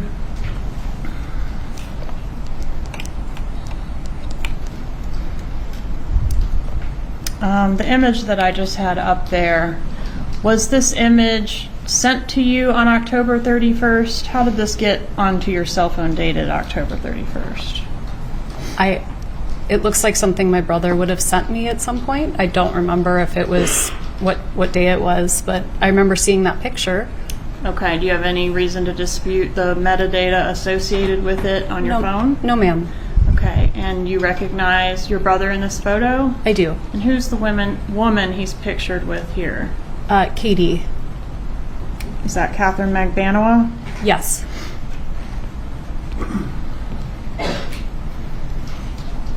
So did your brother at any time send you this picture? Not at any time. Did your brother on October 31st send you this picture and basically tell you not to buy the house because you weren't going to be living in Tallahassee much longer. I don't remember him ever telling me not to buy the house or that I wasn't going to be living in Tallahassee. I really wanted to buy that house.